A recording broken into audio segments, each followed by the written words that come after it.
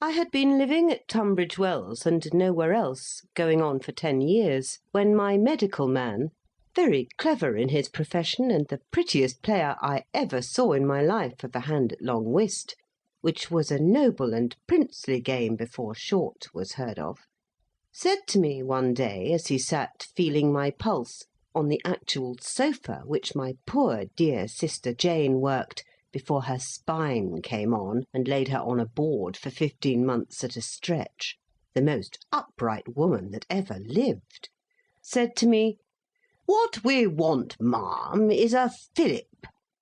"Good goodness gracious, Dr. Towers," says I, quite startled at the man, for he was so christened himself. "Don't talk as if you were alluding to people's names, but say what you mean." "I mean, dear ma'am, that we want a little change of air and scene." "Bless the man," said I, "does he mean we or me?" "I mean you, ma'am." "Then Lord forgive you, Dr. Towers," I said. "Why don't you get into a habit of expressing yourself in a straightforward manner, like a loyal subject of our gracious Queen Victoria and a member of the Church of England?" Towers laughed, as he generally does when he has fidgeted me into any of my impatient ways, one of my states, as I call them, and then he began, "Tone, ma'am, tone is all you require." He appealed to Trottle, who just then came in with the coal scuttle, looking in his nice black suit like an amiable man putting on coals from motives of benevolence. Trottle, whom I always call my right hand, has been in my service 32 years. He entered my service far away from England. He is the best of creatures and the most respectable of men, but opinionated.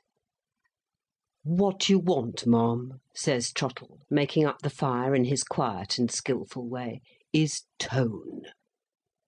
"Lord forgive you both," says I, bursting out a-laughing. "I see you are in a conspiracy against me, so I suppose you must do what you like with me and take me to London for a change." For some weeks Towers had hinted at London, and consequently I was prepared for him.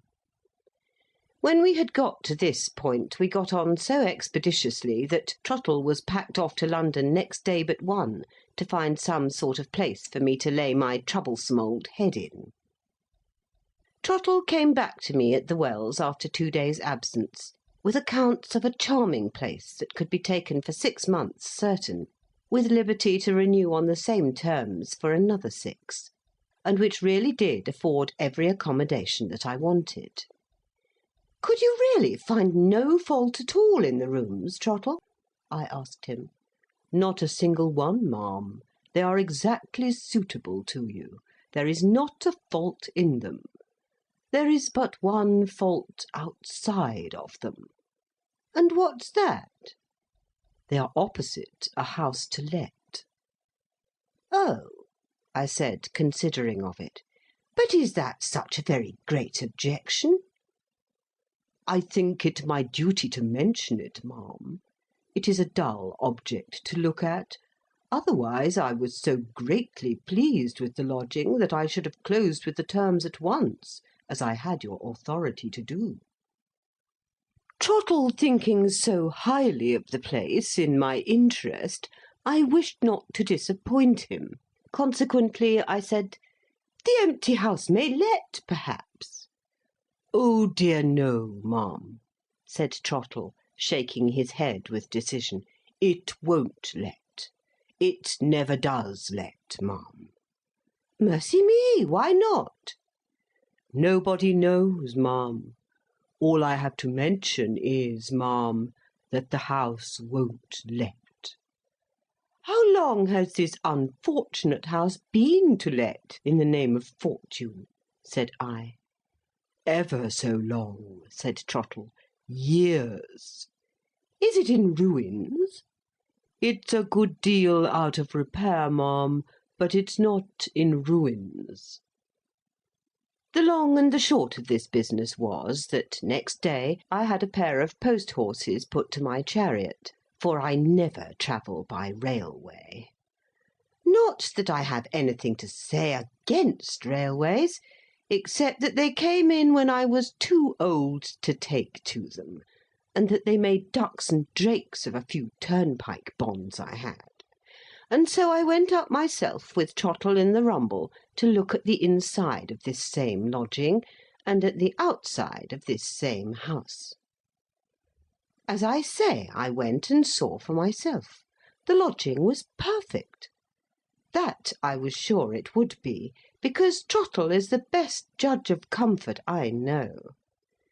The empty house was an eyesore, and that I was sure it would be too, for the same reason.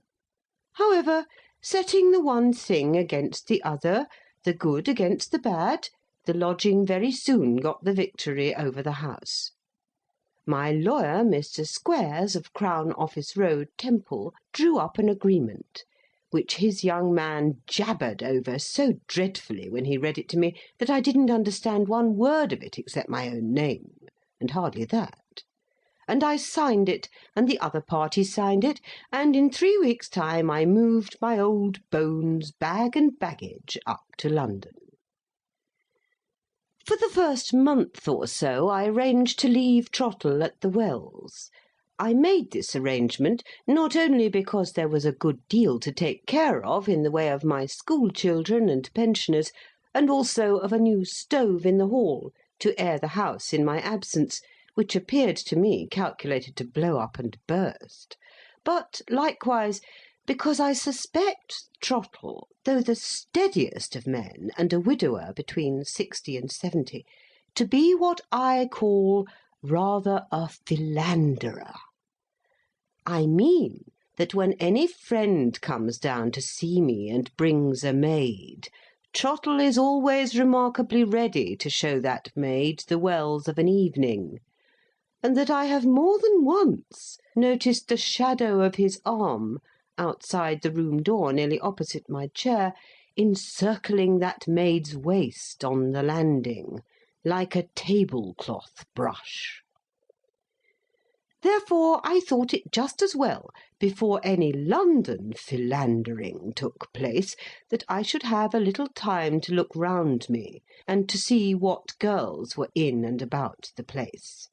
So nobody stayed with me in my new lodging at first, after Trottle had established me there safe and sound, but Peggy Flobbins, my maid, a most affectionate and attached woman, who never was an object of philandering since I have known her, and is not likely to begin to become so after 29 years next March. It was the 5th of November when I first breakfasted in my new rooms. The guys were going about in the brown fog, like magnified monsters of insects in table beer, and there was a guy resting on the doorsteps of the house to let.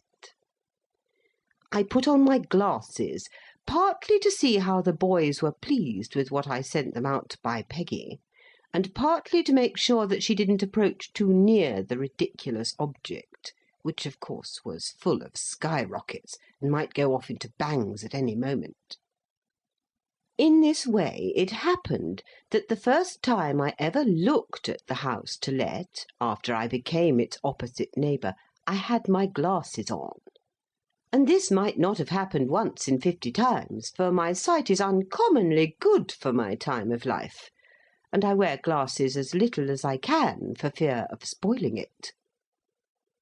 I knew already that it was a 10-roomed house, very dirty and much dilapidated, that the area rails were rusty and peeling away, and that 2 or 3 of them were wanting or half-wanting, that there were broken panes of glass in the windows and blotches of mud on other panes which the boys had thrown at them, that there was quite a collection of stones in the area, also proceeding from those young mischiefs, that there were games chalked on the pavement before the house, and likenesses of ghosts chalked on the street door, that the windows were all darkened by rotting old blinds or shutters or both, that the bills to let had curled up as if the damp air of the place had given them cramps, or had dropped down into corners as if they were no more.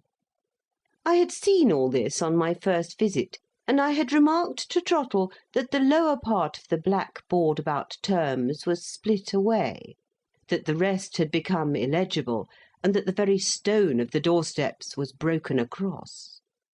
Notwithstanding, I sat at my breakfast-table on that please to remember the 5th of November morning, staring at the house through my glasses, as if I had never looked at it before.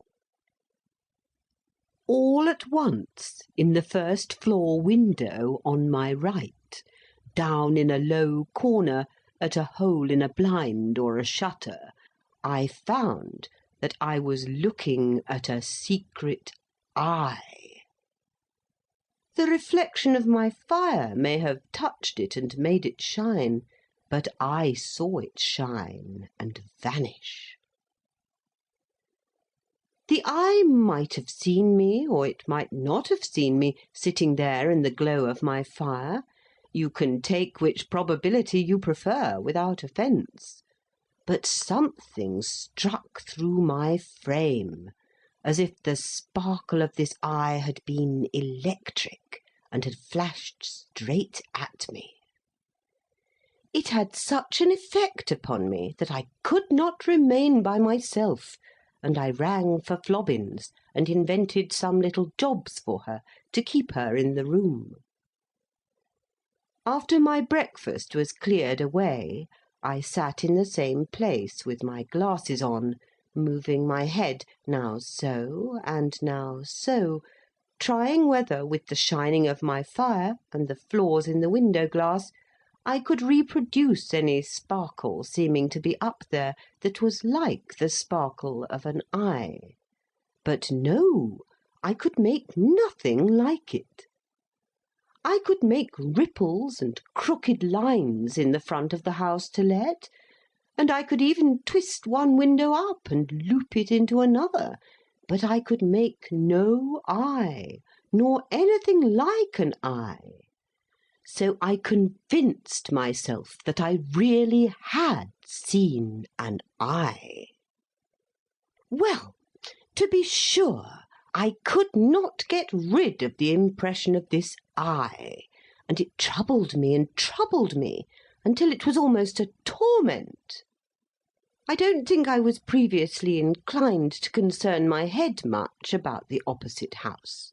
But after this eye, my head was full of the house, and I thought of little else than the house. And I watched the house, and I talked about the house, and I dreamed of the house. In all this I fully believe now there was a good Providence, but you will judge for yourself about that by and by. My landlord was a butler, who had married a cook and set up housekeeping. They had not kept house longer than a couple of years, and they knew no more about the house to let than I did. Neither could I find out anything concerning it among the tradespeople or otherwise, further than what Trottle had told me at first. It had been empty, some said 6 years, some said 8, some said 10. It never did let, they all agreed, and it never would let. I soon felt convinced that I should work myself into one of my states about the house, and I soon did. I lived for a whole month in a flurry that was always getting worse. Towers's prescriptions, which I had brought to London with me, were of no more use than nothing. In the cold winter sunlight, in the thick winter fog, in the black winter rain, in the white winter snow, the house was equally on my mind. I have heard, as everybody else has, of a spirit's haunting a house, but I have had my own personal experience of a house's haunting a spirit, for that house haunted mine. In all that month's time, I never saw anyone go into the house nor come out of the house. I supposed that such a thing must take place sometimes in the dead of the night or the glimmer of the morning, but I never saw it done. I got no relief from having my curtains drawn when it came on dark and shutting out the house. The eye then began to shine in my fire. I am a single old woman. I should say at once, without being at all afraid of the name, I am an old maid, only that I am older than the phrase would express. The time was when I had my love trouble, but it is long and long ago. He was killed at sea, dear heaven rest his blessed head, when I was 25. I have all my life, since ever I can remember, been deeply fond of children. I have always felt such a love for them that I have had my sorrowful and sinful times, when I have fancied something must have gone wrong in my life. Something must have been turned aside from its original intention, I mean, or I should have been the proud and happy mother of many children, and a fond old grandmother this day. I have soon known better in the cheerfulness and contentment that God has blessed me with, and given me abundant reason for. And yet I have had to dry my eyes even then, when I have thought of my dear, brave, hopeful, handsome, bright-eyed Charlie, and the trust meant to cheer me with. Charlie was my youngest brother, and he went to India. He married there, and sent his gentle little wife home to me to be confined, and she was to go back to him, and the baby was to be left with me, and I was to bring it up. It never belonged to this life. It took its silent place among the other incidents in my story that might have been, but never were. I had hardly time to whisper to her, "Dead, my own," or she to answer, "Ashes to ashes, dust to dust. Oh, lay it on my breast, and comfort Charlie," when she had gone to seek her baby at our Saviour's feet. I went to Charlie, and I told him there was nothing left but me, poor me, and I lived with Charlie out there several years. He was a man of 50 when he fell asleep in my arms. His face had changed to be almost old and a little stern, but it softened and softened when I laid it down, that I might cry and pray beside it. And when I looked at it for the last time, it was my dear, untroubled, handsome, youthful Charlie of long ago. I was going on to tell that the loneliness of the house to let brought back all these recollections, and that they had quite pierced my heart one evening, when Flobbins, opening the door, and looking very much as if she wanted to laugh, but thought better of it, said, "Mr. Jabez Jarber, ma'am." Upon which Mr. Jarber ambled in his usual absurd way, saying, "Sophonisba," which I am obliged to confess is my name. A pretty one and proper one enough when it was given to me, but a good many years out of date now, and always sounding particularly high-flown and comical from his lips. So I said sharply, "Though it is Sophonisba, Jarber, you are not obliged to mention it, that I see." In reply to this observation, the ridiculous man put the tips of my 5 right-hand fingers to his lips, and said again, with an aggravating accent on the 3rd syllable, "Sophonisba." I don't burn lamps, because I can't abide the smell of oil, and wax candles belonged to my day. I hope the convenient situation of one of my tall old candlesticks on the table at my elbow will be my excuse for saying, that if he did that again I would chop his toes with it. I'm sorry to add that when I told him so, I knew his toes to be tender. But really, at my time of life and at Jarber's, it is too much of a good thing. There is an orchestra still standing in the open air at the Wells, before which, in the presence of a throng of fine company, I have walked a minuet with Jarber.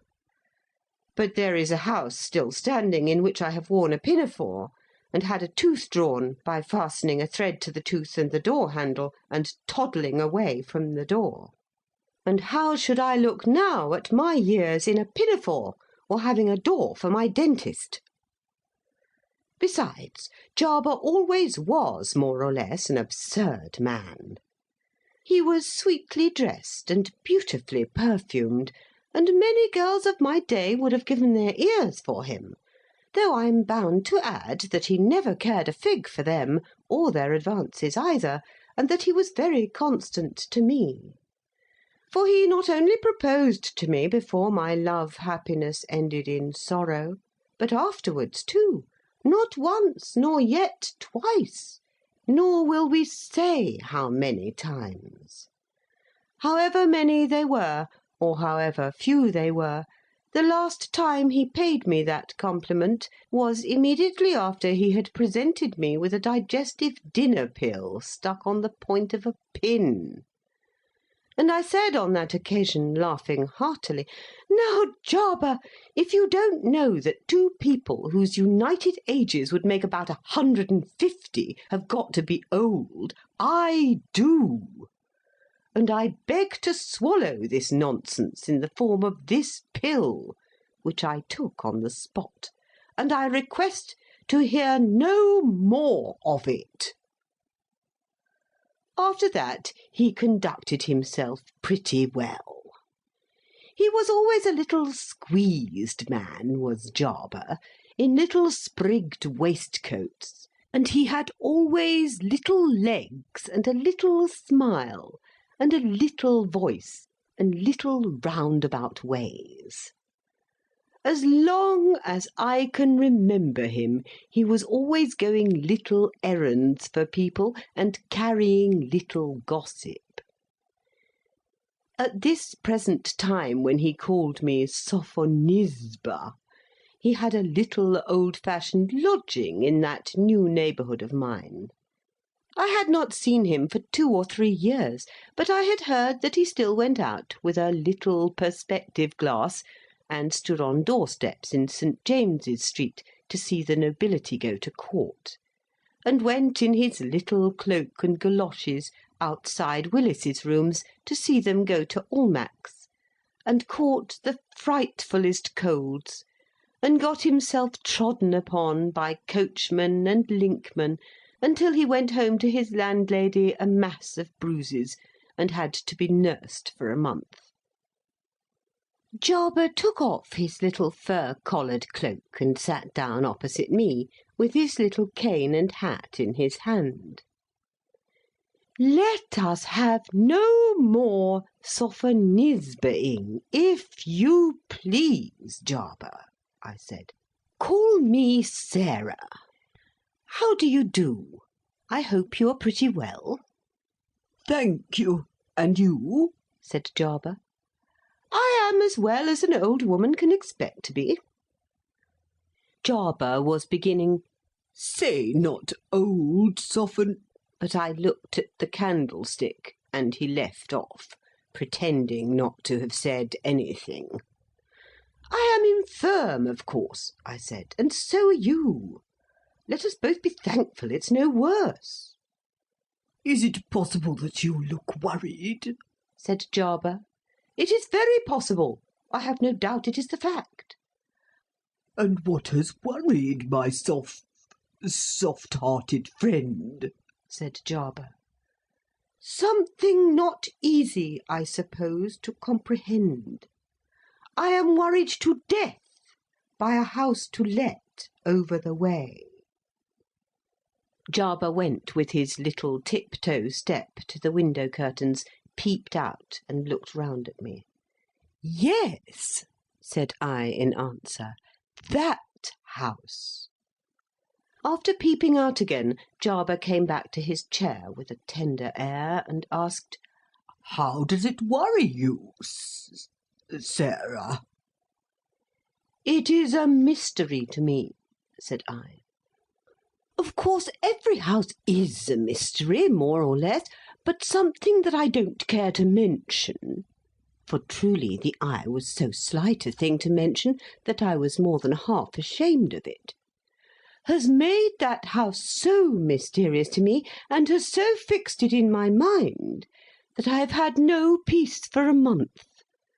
I foresee that I shall have no peace either until Trottle comes to me next Monday."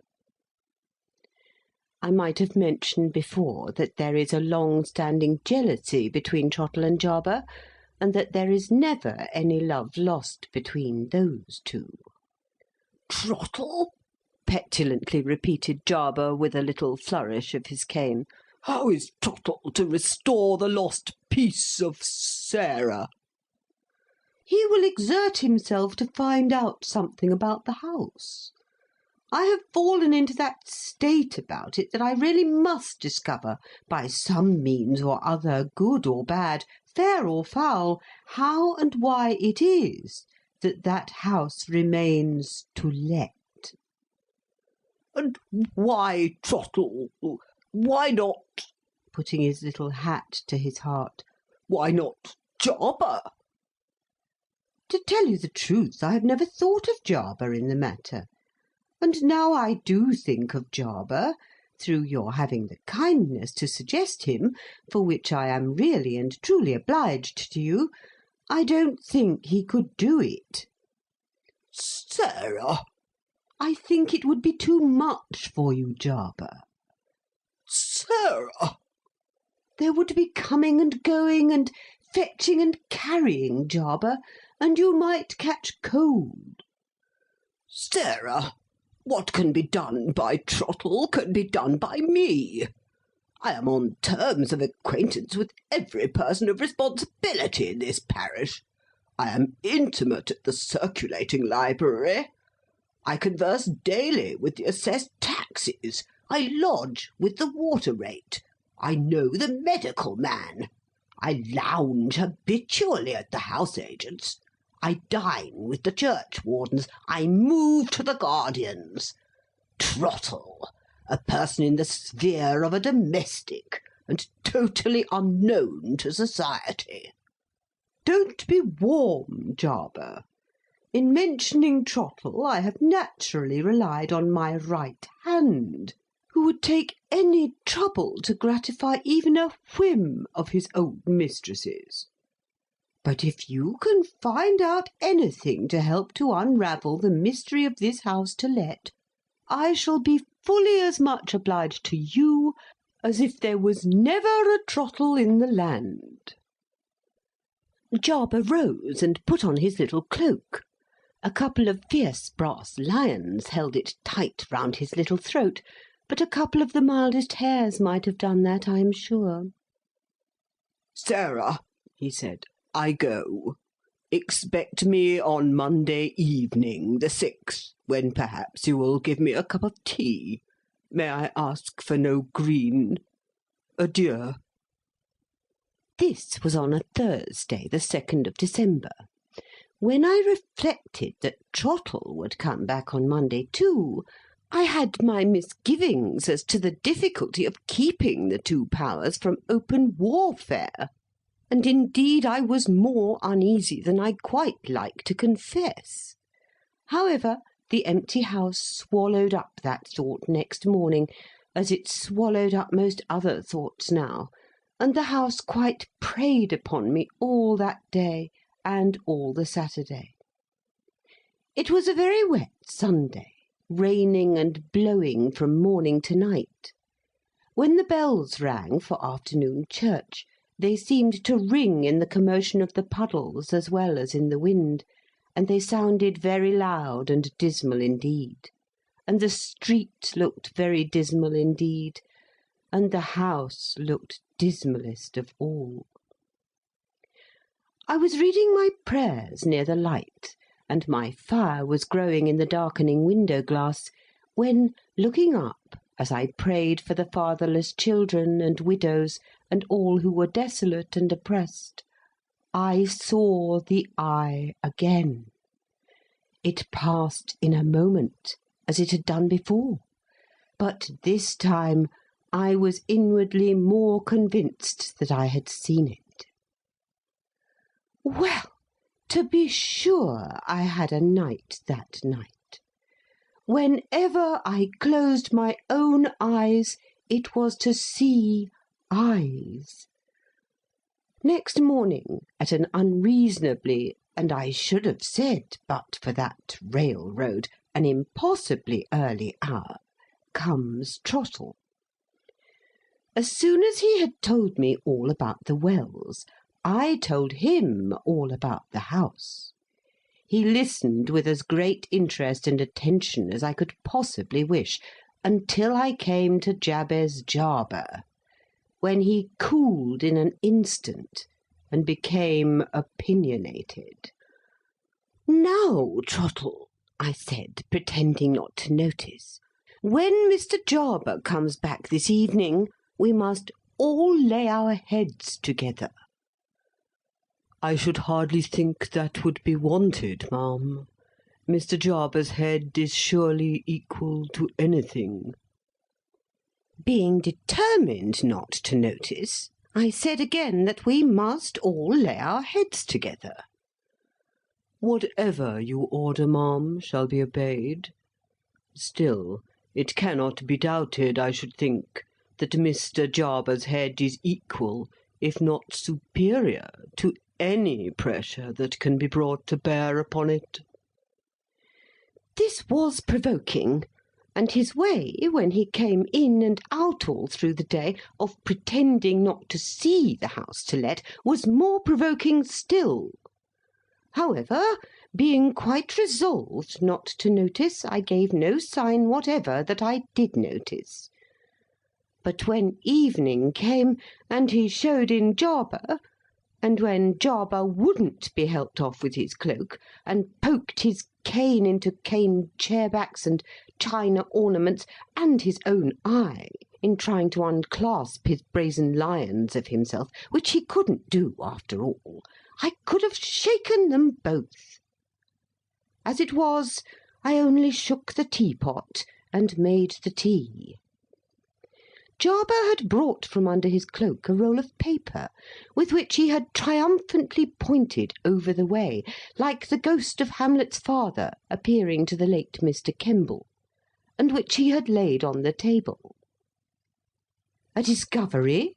said I, pointing to it, when he was seated and had got his teacup.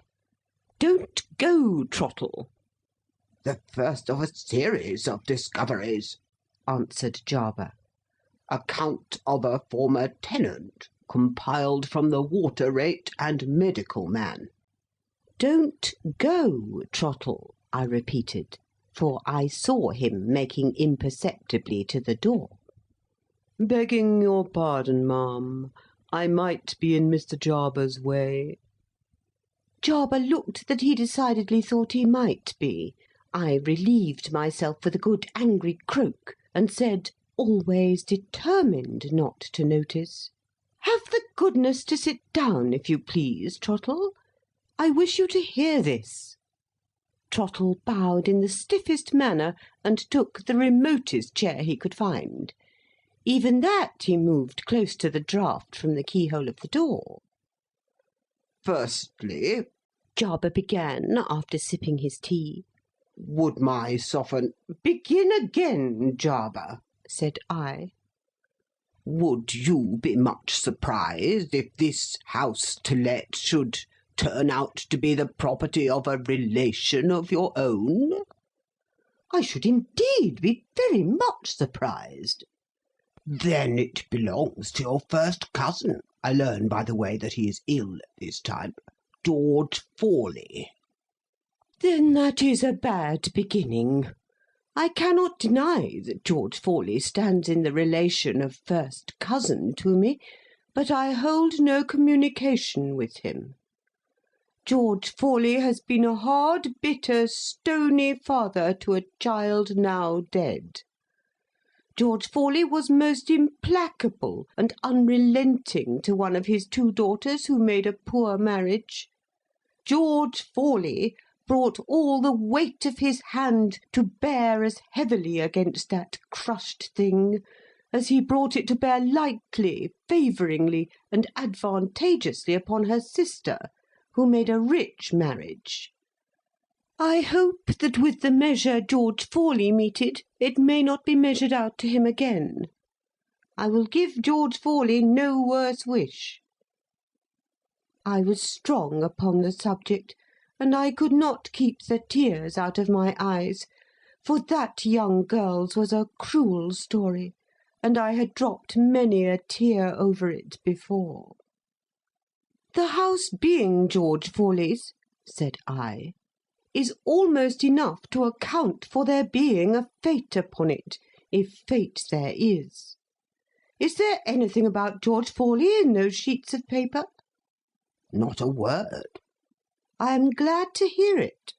Please to read on. Trottle, why don't you come nearer? Why do you sit mortifying yourself in those Arctic regions? Come nearer. Thank you, ma'am. I am quite near enough to Mr. Jarber. Jarber rounded his chair to get his back full to my opinionated friend and servant, and beginning to read, tossed the words at him over his, Jabez Jarber's, own ear and shoulder. He read what follows. Mr. and Mrs. Openshaw came from Manchester to London and took the house to let. He had been what is called in Lancashire a salesman for a large manufacturing firm who were extending their business and opening a warehouse in London, where Mr. Openshaw was now to superintend the business. He rather enjoyed the change of residence, having a kind of curiosity about London which he had never yet been able to gratify in his brief visits to the metropolis.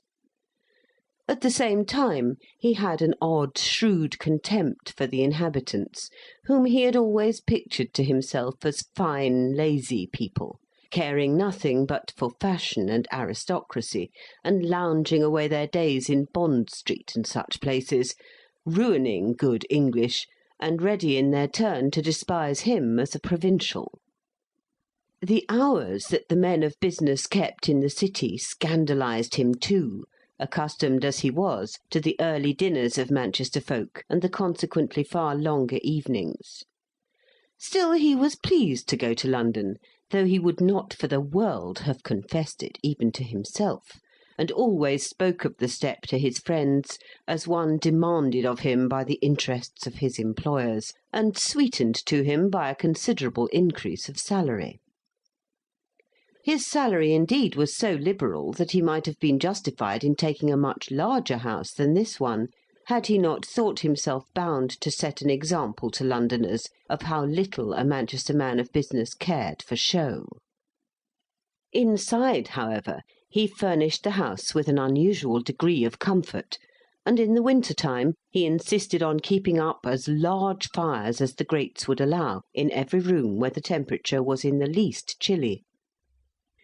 Moreover, his northern sense of hospitality was such that if he were at home he could hardly suffer a visitor to leave the house without forcing meat and drink upon him. Every servant in the house was well warmed, well fed, and kindly treated, for their master scorned all petty saving in aught that conduced to comfort, while he amused himself by following out all his accustomed habits and individual ways in defiance of what any of his new neighbours might think. His wife was a pretty, gentle woman of suitable age and character. He was 42, she 35. He was loud and decided, she soft and yielding. They had 2 children, or rather, I should say, she had 2. For the elder, a girl of 11, was Mrs. Openshaw's child by Frank Wilson, her first husband. The younger was a little boy, Edwin, who could just prattle, and to whom his father delighted to speak in the broadest and most unintelligible Lancashire dialect, in order to keep up what he called the true Saxon accent. Mrs. Openshaw's Christian name was Alice, and her first husband had been her own cousin. She was the orphan niece of a sea captain in Liverpool, a quiet, grave little creature, of great personal attraction when she was 15 or 16, with regular features and a blooming complexion. But she was very shy, and believed herself to be very stupid and awkward, and was frequently scolded by her aunt, her own uncle's second wife. So when her cousin, Frank Wilson, came home from a long absence at sea, and first was kind and protective to her, secondly attentive, and thirdly desperately in love with her, she hardly knew how to be grateful enough to him. It is true she would have preferred his remaining in the first or second stages of behaviour, for his violent love puzzled and frightened her. Her uncle neither helped nor hindered the love affair, though it was going on under his own eyes. Frank's stepmother had such a variable temper that there was no knowing whether what she liked one day she would like the next, or not. At length she went to such extremes of crossness that Alice was only too glad to shut her eyes and rush blindly at the chance of escape from domestic tyranny offered her by a marriage with her cousin. And liking him better than any one in the world except her uncle, who was at this time at sea, she went off one morning and was married to him, her only bridesmaid being the housemaid at her aunt's. The consequence was that Frank and his wife went into lodgings, and Mrs. Wilson refused to see them, and turned away Nora, the warm-hearted housemaid, whom they accordingly took into their service. When Captain Wilson returned from his voyage, he was very cordial with the young couple, and spent many an evening at their lodgings, smoking his pipe and sipping his grog. But he told them that, for quietness' sake, he could not ask them to his own house, for his wife was bitter against them. They were not very unhappy about this. The seed of future unhappiness lay rather in Frank's vehement, passionate disposition, which led him to resent his wife's shyness and want of demonstration as failures in conjugal duty. He was already tormenting himself, and her too in a slighter degree, by apprehensions and imaginations of what might befall her during his approaching absence at sea. At last he went to his father and urged him to insist upon Alice's being once more received under his roof, the more especially as there was now a prospect of her confinement while her husband was away on his voyage. Captain Wilson was, as he himself expressed it, breaking up, and unwilling to undergo the excitement of a scene. Yet he felt that what his son said was true, so he went to his wife. And before Frank went to sea, he had the comfort of seeing his wife installed in her old little garret in his father's house. To have placed her in the one best spare room was a step beyond Mrs. Wilson's powers of submission or generosity. The worst part about it, however, was that the faithful Nora had to be dismissed. Her place as housemaid had been filled up, and even had it not, she had forfeited Mrs. Wilson's good opinion for ever. She comforted her young master and mistress by pleasant prophecies of the time when they would have a household of their own, of which, in whatever service she might be in the meantime, she would be sure to form part. Almost the last action Frank Wilson did before setting sail was going with Alice to see Nora once more at her mother's house, and then he went away. Alice's father-in-law grew more and more feeble as winter advanced. She was of great use to her stepmother in nursing and amusing him, and although there was anxiety enough in the household, there was perhaps more of peace than there had been for years. For Mrs. Wilson had not a bad heart, and was softened by the visible approach of death to one whom she loved, and touched by the lonely condition of the young creature, expecting her first confinement in her husband's absence. To this relenting mood Norah owed the permission to come and nurse Alice when her baby was born, and to remain to attend on Captain Wilson.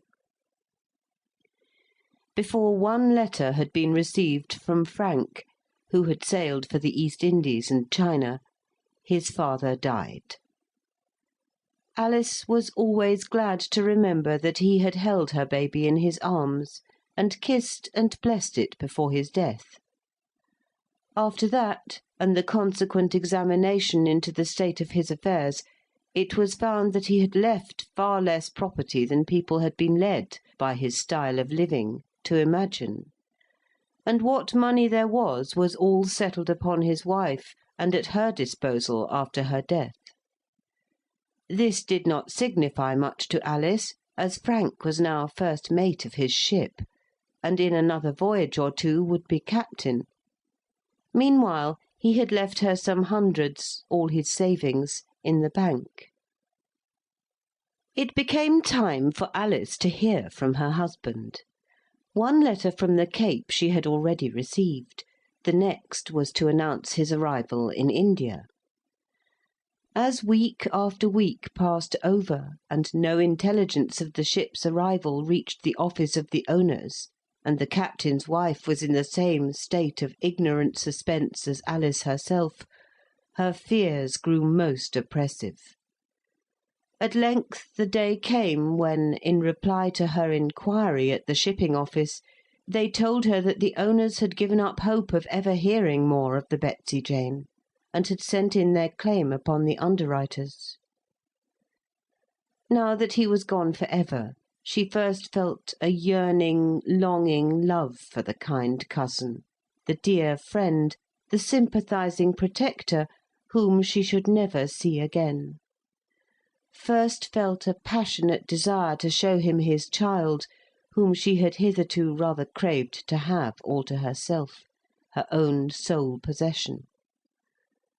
Her grief was, however, noiseless and quiet, rather to the scandal of Mrs. Wilson, who bewailed her stepson as if he and she had always lived together in perfect harmony, and who evidently thought it her duty to burst into fresh tears at every strange face she saw, dwelling on his poor young widow's desolate state, and the helplessness of the fatherless child, with an unction, as if she liked the excitement of the sorrowful story.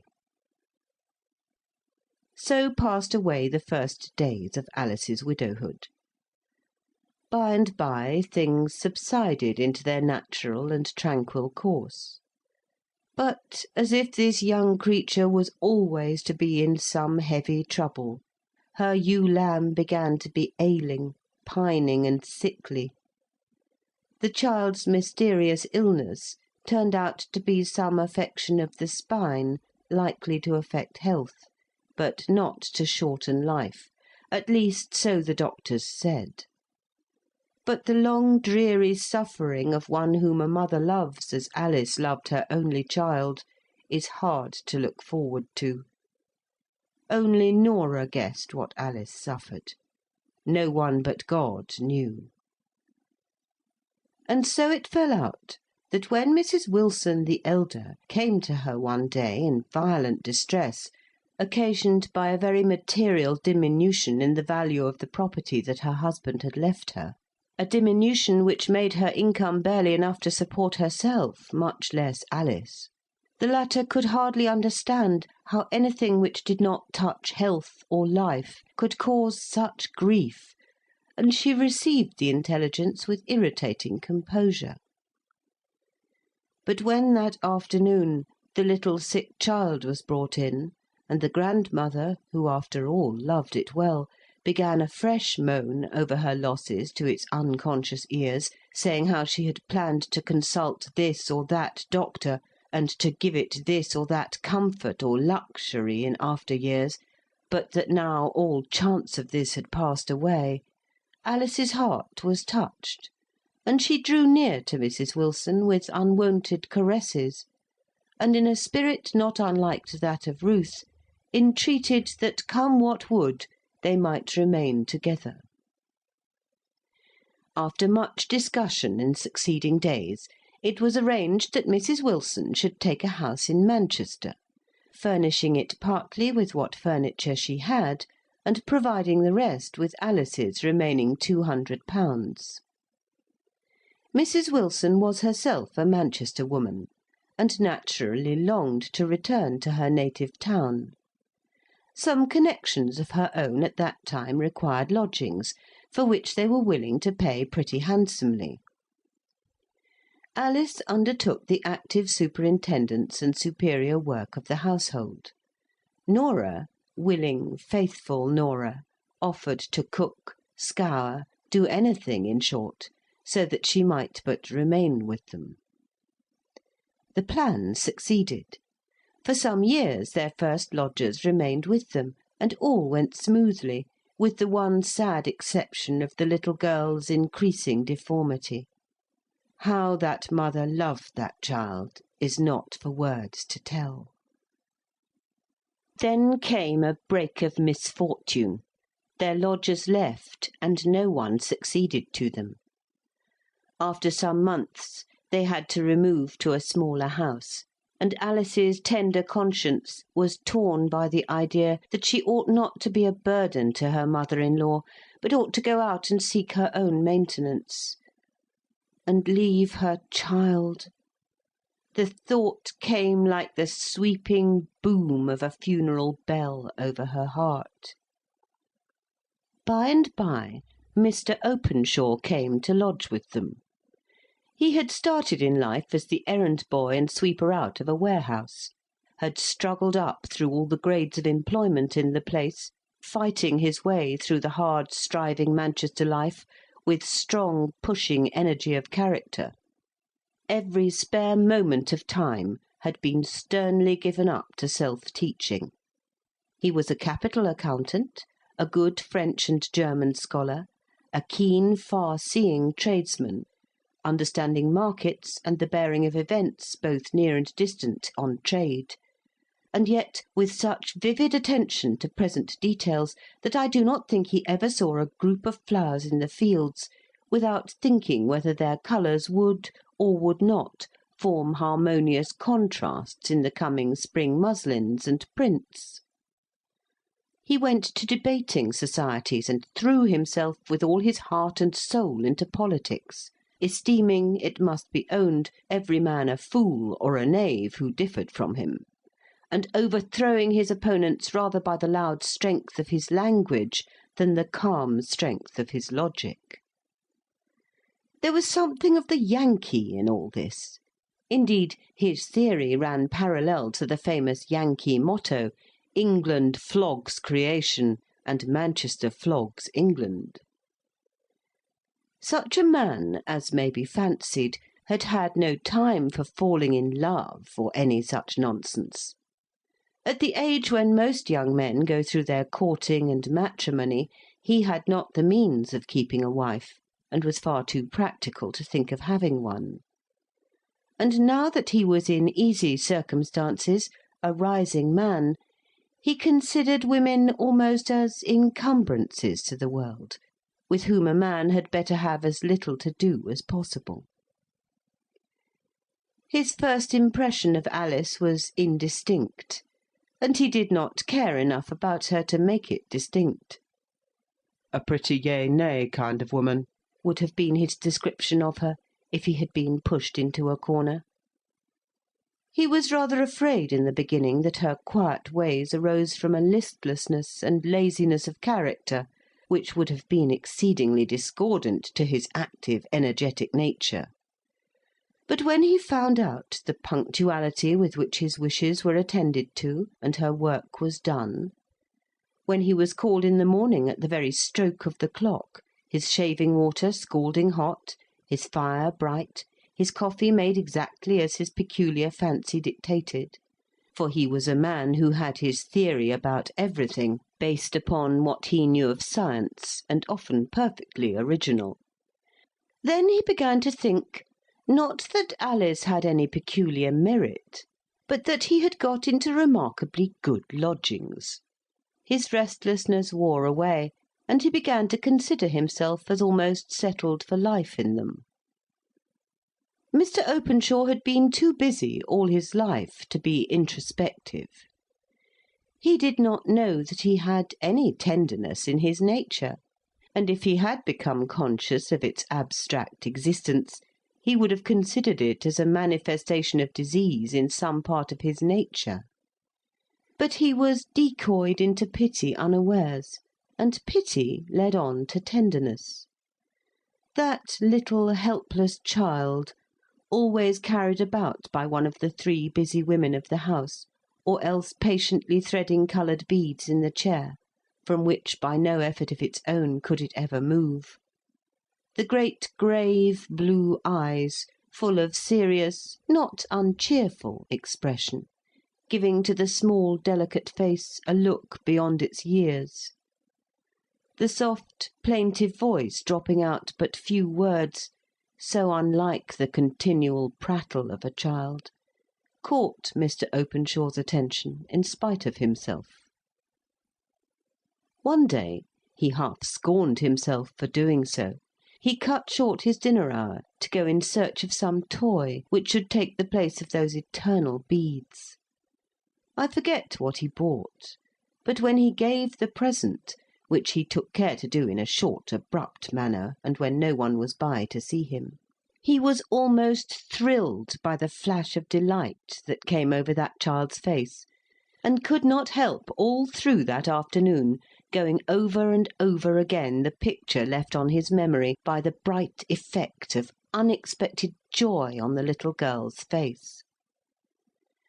When he returned home, he found his slippers placed by his sitting-room fire, and even more careful attention paid to his fancies than was habitual in those model lodgings.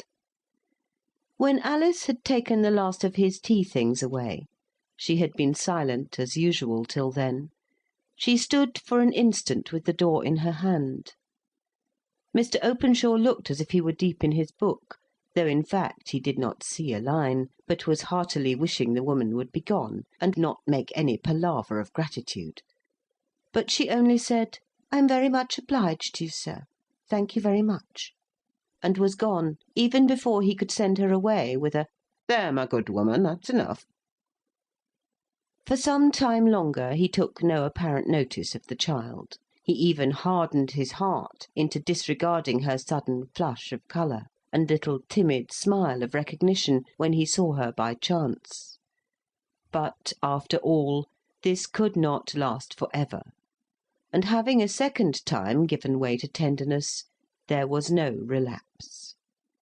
The insidious enemy having thus entered his heart in the guise of compassion to the child, soon assumed the more dangerous form of interest in the mother. He was aware of this change of feeling, despised himself for it, struggled with it, nay, internally yielded to it and cherished it, long before he suffered the slightest expression of it, by word, action, or look, to escape him. He watched Alice's docile, obedient ways to her stepmother, the love which she had inspired in the rough Nora, roughened by the wear and tear of sorrow and years. But above all, he saw the wild, deep, passionate affection existing between her and her child. They spoke little to any one else, or when any one else was by, but when alone together they talked and murmured and cooed and chattered so continually that Mr. Openshaw first wondered what they could find to say to each other, and next became irritated because they were always so grave and silent with him. All this time he was perpetually devising small new pleasures for the child. His thoughts ran, in a pertinacious way, upon the desolate life before her, and often he came back from his day's work loaded with the very thing Alice had been longing for, but had not been able to procure. One time it was a little chair for drawing the little sufferer along the streets, and many an evening that ensuing summer Mr. Openshaw drew her along himself, regardless of the remarks of his acquaintances. One day in autumn he put down his newspaper as Alice came in with the breakfast, and said, in as indifferent a voice as he could assume, "Mrs. Frank, is there any reason why we two should not put up our horses together?" Alice stood still in perplexed wonder. What did he mean? He had resumed the reading of his newspaper as if he did not expect any answer, so she found silence her safest course, and went on quietly arranging his breakfast, without another word passing between them. Just as he was leaving the house to go to the warehouse as usual, he turned back and put his head into the bright, neat, tidy kitchen, where all the women breakfasted in the morning. "You'll think of what I said, Mrs. Frank," this was her name with the lodgers, "and let me have your opinion upon it to-night." Alice was thankful that her mother and Nora were too busy talking together to attend much to this speech. She determined not to think about it at all through the day, and of course the effort not to think made her think all the more. At night she sent up Nora with his tea. But Mr. Openshaw almost knocked Nora down as she was going out at the door by pushing past her and calling out, "Mrs. Frank," in an impatient voice at the top of the stairs. Alice went up, rather than seem to have affixed too much meaning to his words. "Well, Mrs. Frank," he said, "what answer? Don't make it too long, for I have lots of office work to get through to-night." I hardly know what you meant, sir," said truthful Alice. "Well, I should have thought you might have guessed. You're not new at this sort of work, and I am. However, I'll make it plain this time. Will you have me to be thy wedded husband, and serve me, and love me, and honour me, and all that sort of thing? Because if you will do as much by you, and be a father to your child, and that's more than is put in the prayer book. Now, I'm a man of my word, and what I say I feel, and what I promise I'll do. Now, for your answer." Alice was silent. He began to make the tea, as if her reply was a matter of perfect indifference to him, but as soon as that was done he became impatient. "Well?" said he. "How long, sir, may I have to think over it?" 3 minutes. Looking at his watch. "You've had 2 already. That makes 5. Be a sensible woman. Say yes, and sit down to tea with me, and we'll talk it over together. For after tea I shall be busy. Say no," he hesitated a moment to try and keep his voice in the same tone, "and I shan't say another word about it, but pay up a year's rent for my rooms to-morrow and be off. Time's up. Yes or no?" "If you please, sir, you have been so good to little Ailsie." There, sit down comfortably by me on the sofa, and let us have our tea together. I'm glad to find you are as good and sensible as I took for." And this was Alice Wilson's second wooing. Mr. Openshaw's will was too strong, and his circumstances too good, for him not to carry all before him. He settled Mrs. Wilson in a comfortable house of her own, and made her quite independent of lodgers. The little that Alice said with regard to future plans was on Nora's behalf. "No," said Mr. Openshaw, "Nora shall take care of the old lady as long as she lives, and after that she shall either come and live with us, or, if she likes it better, she shall have a provision for life, for your sake, missus. No one who has been good to you or the child shall go unrewarded. But even the little one will be better for some fresh stuff about her. Get her a bright, sensible girl as a nurse, one who won't go rubbing her with calf's foot jelly, as Nora does, wasting good stuff outside that ought to go in, but will follow doctor's directions, which, as you must see pretty clearly by this time, Norah won't, because they give the poor little wench pain. Now, I'm not above being nesh for other folks myself. I can stand a good blow and never change colour, but set me in the operating room in the infirmary and I'd turn as sick as a girl. Yet, if need were, I would hold the little wench on my knees while she screeched with pain, if it were to do her poor back good. Nay, nay, wench, keep your white looks for the time when it comes. I don't say it ever will. But this I know, Norah will spare the child and cheat the doctor if she can. Now I say give the bairn a year or two's chance, and then when the pack of doctors have done their best, and maybe the old lady has gone, we'll have Norah back, or do better for her. The pack of doctors could do no good to little Ailsie. She was beyond their power. But her father, for so he insisted on being called, and also on Alice's no longer retaining the appellation of mamma, but becoming henceforward mother, by his healthy cheerfulness of manner, his clear decision of purpose, his odd turns and quirks of humour, added to his real strong love for the helpless little girl, infused a new element of brightness and confidence into her life. And though her back remained the same, her general health was strengthened, and Alice, never going beyond a smile herself, had the pleasure of seeing her child taught to laugh. As for Alice's own life, it was happier than it had ever been. Mr. Openshaw required no demonstration, no expressions of affection from her. Indeed, these would rather have disgusted him. Alice could love deeply, but could not talk about it. The perpetual requirement of loving words, looks, and caresses, and misconstruing their absence into absence of love, had been the great trial of her former married life. Now all went on clear and straight, under the guidance of her husband's strong sense, warm heart, and powerful will.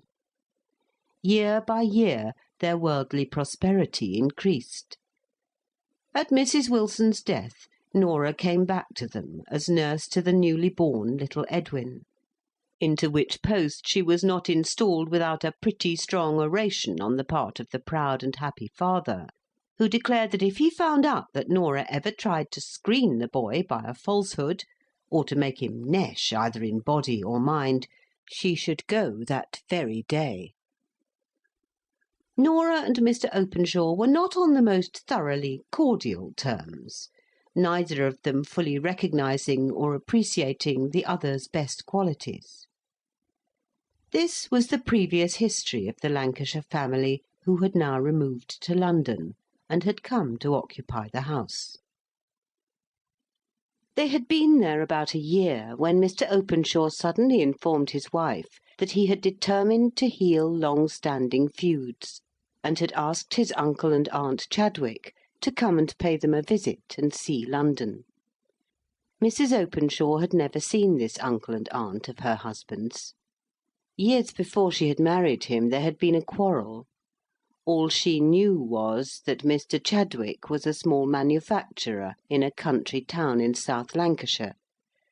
She was extremely pleased that the breach was to be healed, and began making preparations to render their visit pleasant. They arrived at last. Going to see London was such an event to them that Mrs. Chadwick had made all new linen fresh for the occasion, from nightcaps downwards. And as for gowns, ribbons, and collars, she might have been going into the wilds of Canada where never a shop is, so large was her stock. A fortnight before the day of her departure for London, she had formally called to take leave of all her acquaintance, saying she should need all the intermediate time for packing up.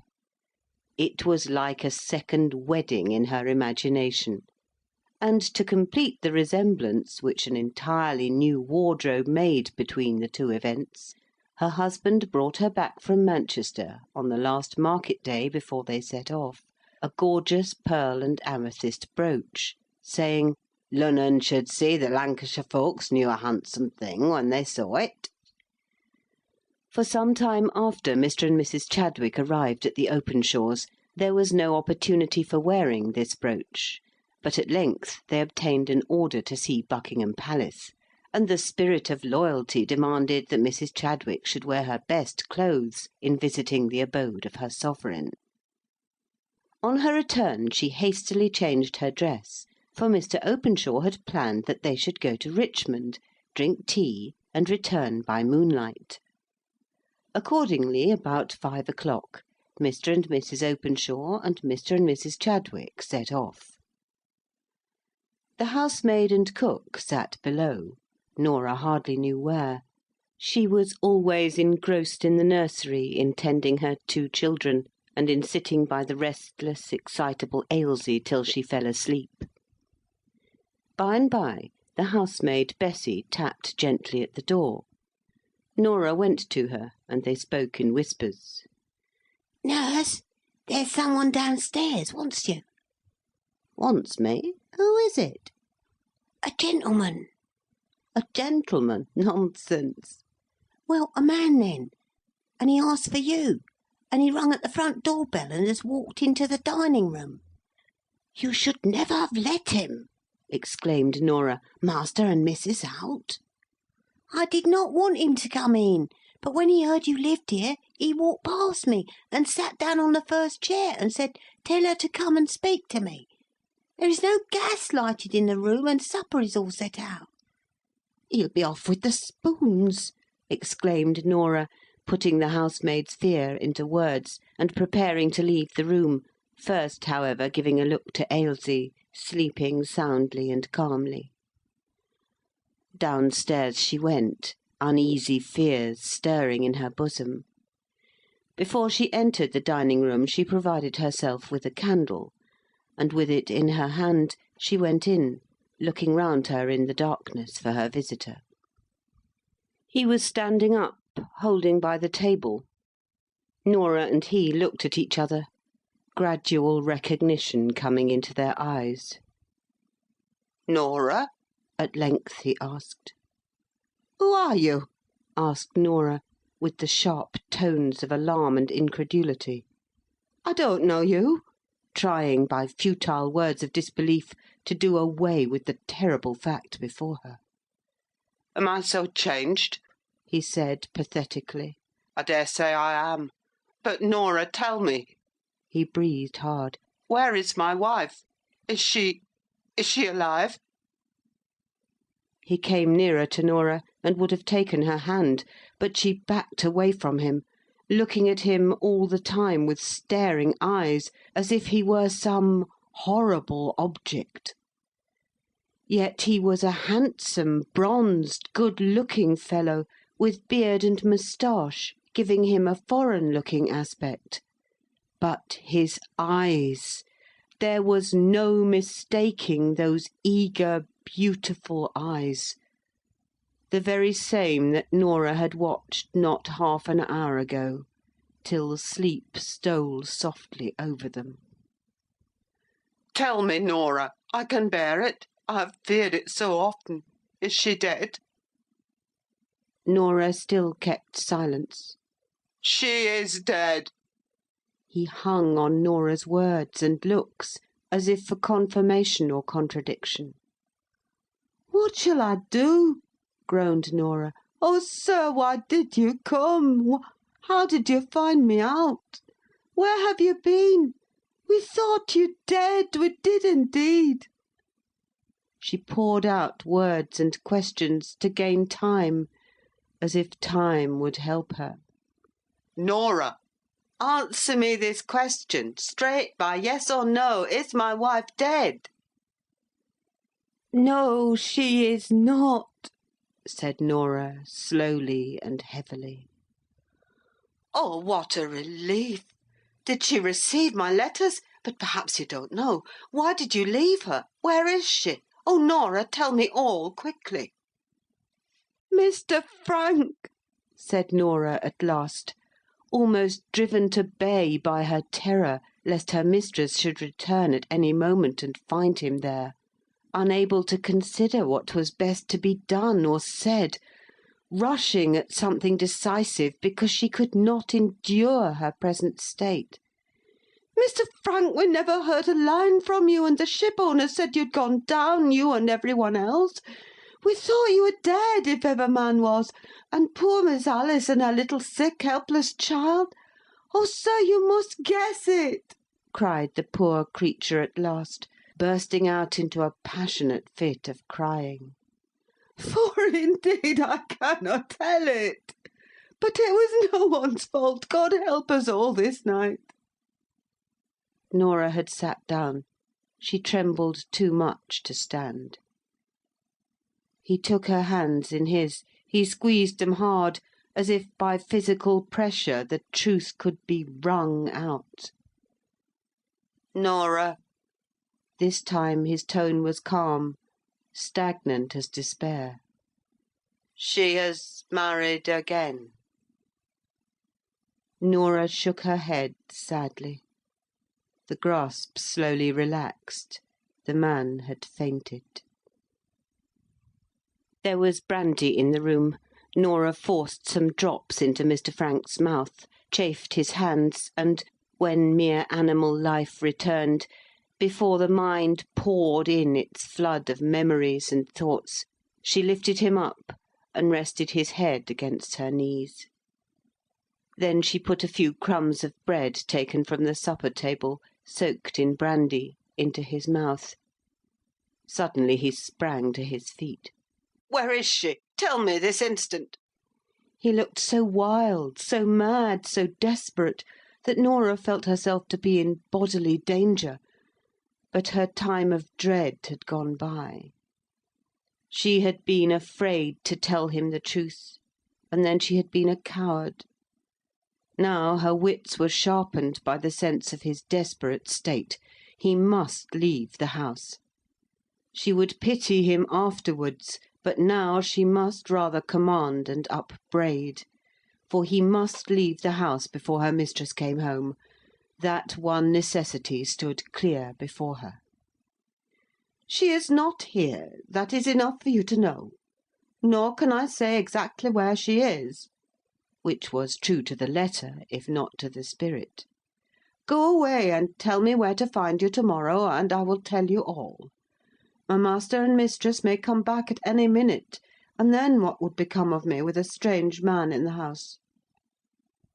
Such an argument was too petty to touch his excited mind. "I don't care for your master and mistress. If your master is a man, he must feel for me, poor shipwrecked sailor that I am, kept for years a prisoner amongst savages, always, always, always thinking of my wife and my home, dreaming of her by night, talking to her, though she could not hear, by day. I loved her more than all heaven and earth put together. Tell me where she is, this instant, you wretched woman, who salved over her wickedness to her, as you do to me." The clock struck 10. Desperate positions required desperate measures. "If you will leave the house now, I will come to you to-morrow and tell you all. What is more, you shall see your child now. She lies sleeping upstairs. Oh, sir, you have a child, you do not know that as yet, a little weakly girl, with just a heart and soul beyond her years. We have reared her up with such care. We watched her, for we thought for many a year she might die any day, and we tended her, and no hard thing has come near her, and no rough word has ever been said to her. And now you come and will take her life into your hand, and will crush it. Strangers to her have been kind to her, but her own father. Mr. Frank, I am her nurse, and I love her, and I tend her, and I would do anything for her that I could.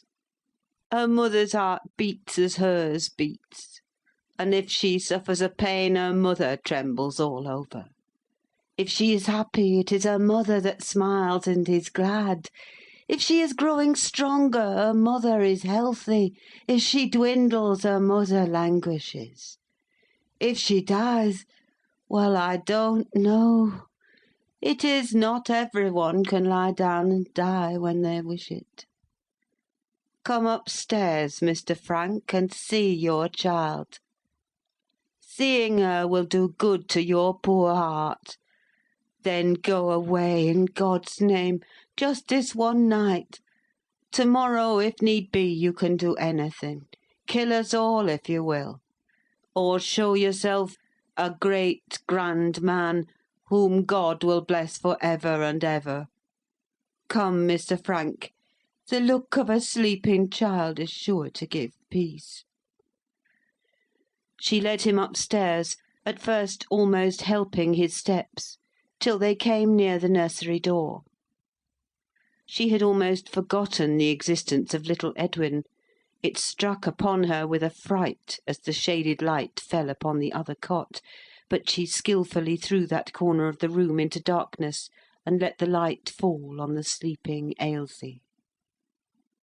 The child had thrown down the coverings, and her deformity, as she lay with her back to them, was plainly visible through her slight nightgown.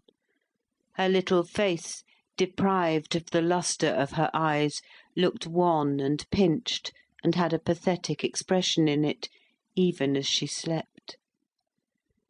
The poor father looked and looked with hungry, wistful eyes, into which the big tears came swelling up slowly and dropped heavily down, as he stood trembling and shaking all over. Norah was angry with herself for growing impatient of the length of time that long lingering gaze lasted.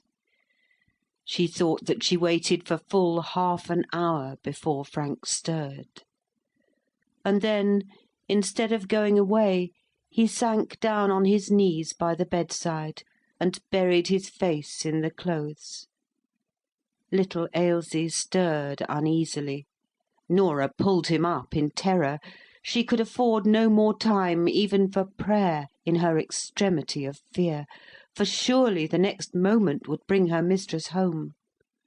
She took him forcibly by the arm, but as he was going, his eye lighted on the other bed. He stopped. Intelligence came back into his face. His hands clenched. "His child?" he asked.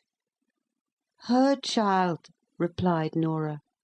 "God watches over him," said she instinctively, for Frank's looks excited her fears, and she needed to remind herself of the protector of the helpless. "God has not watched over me," he said in despair, his thoughts apparently recoiling on his own desolate, deserted state. But Norah had no time for pity. Tomorrow she would be as compassionate as her heart prompted. At length she guided him downstairs, and shut the outer door and bolted it, as if by bolts to keep out facts. Then she went back into the dining-room and effaced all traces of his presence as far as she could.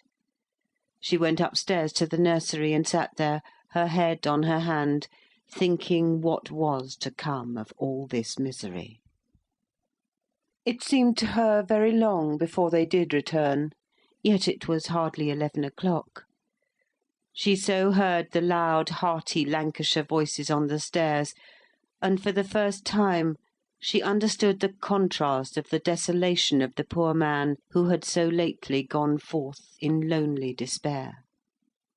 It almost put her out of patience to see Mrs. Openshaw come in, calmly smiling, handsomely dressed, happy, easy, to inquire after her children.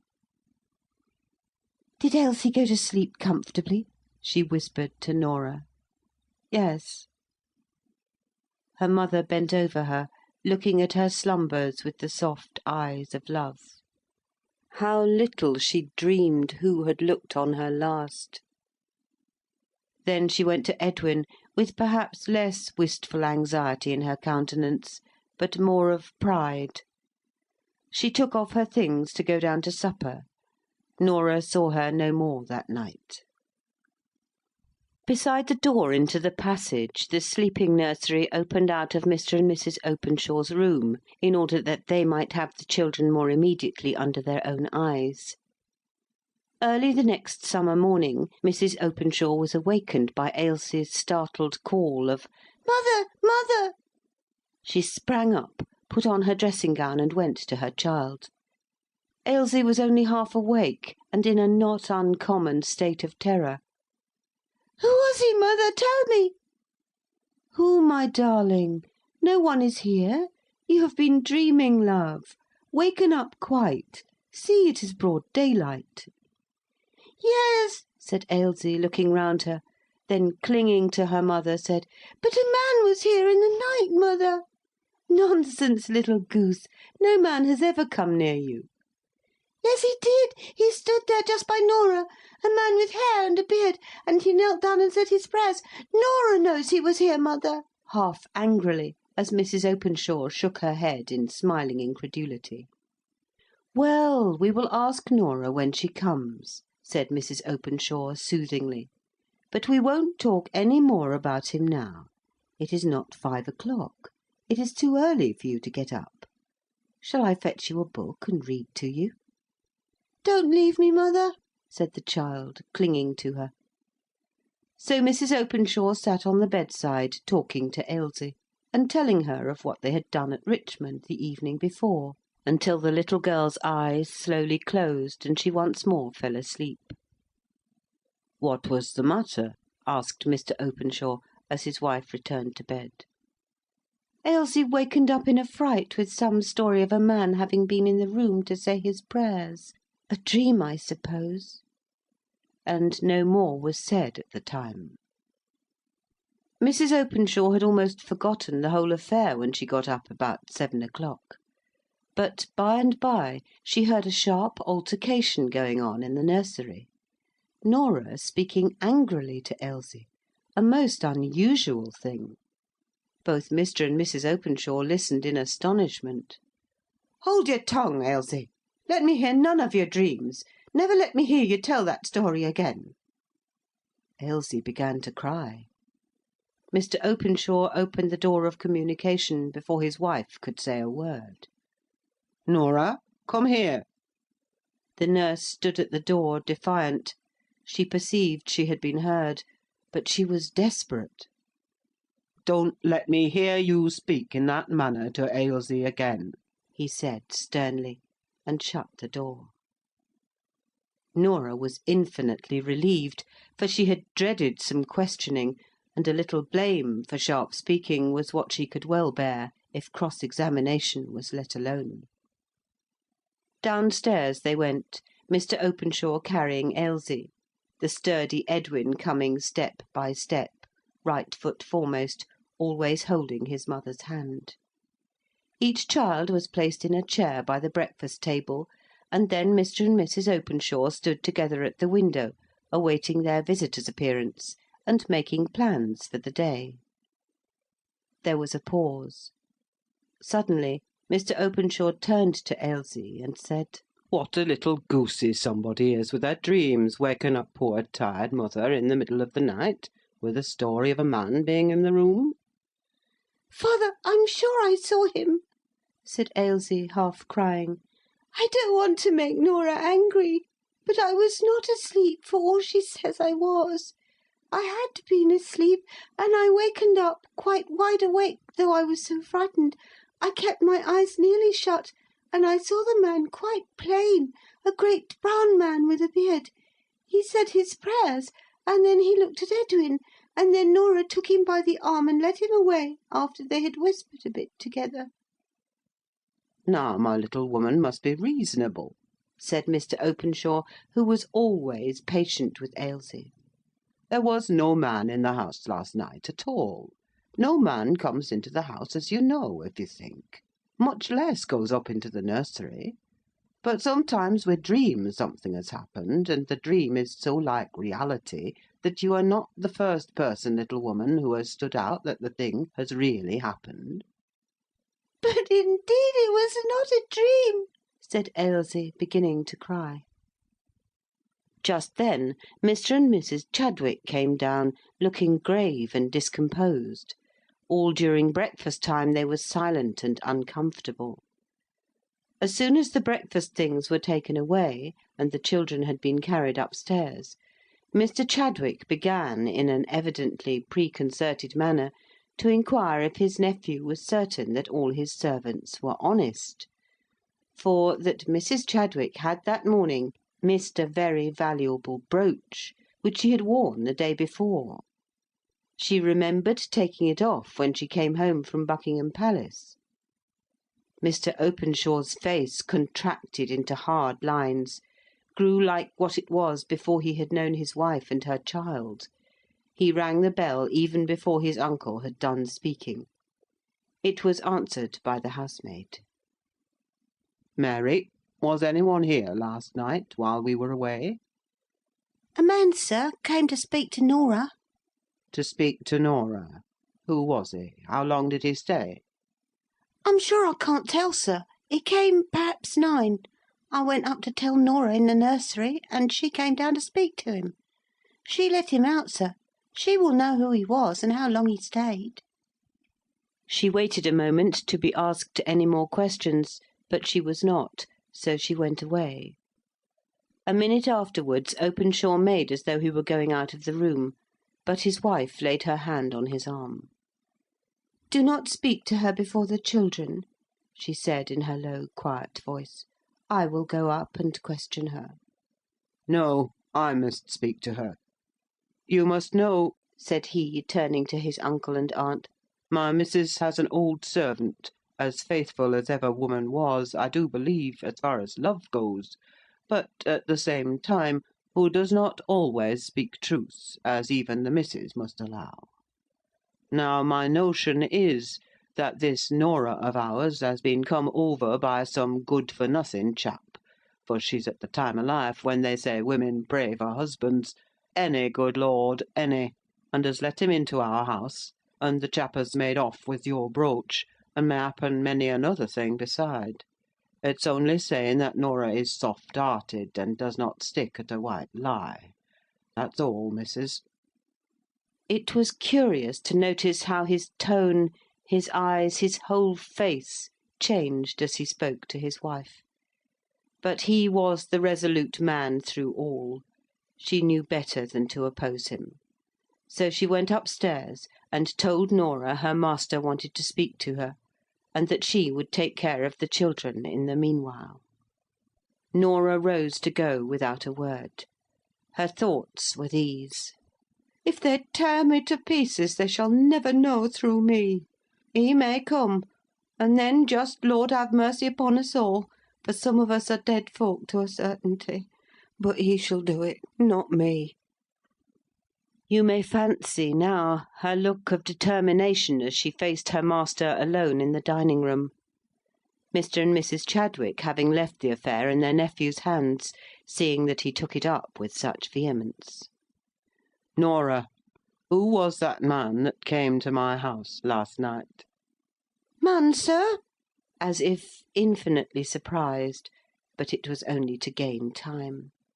"Yes, the man whom Mary let in, whom she went upstairs to the nursery to tell you about, whom you came down to speak to, the same chap, I make no doubt, whom you took into the nursery to have your talk out with, whom Ailsie saw, and afterwards dreamed about, thinking, poor wench, she saw him say his prayers, where nothing, I'll be bound, was farther from his thoughts, who took Mrs. Chadwick's brooch, value £10.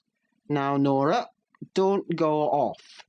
I'm as sure as that my name's Thomas Openshaw that you knew nothing of this robbery, but I do think you've been imposed on, and that's the truth. Some good-for-nothing chap has been making up to you, and you've been just like all other women, and have turned a soft place in your heart to him. And he came last night love-youring, and you had him up in the nursery, and he made use of his opportunities, and made off with a few things on his way down. Come now, Norah, it's no blame to you, only you must not be such a fool again.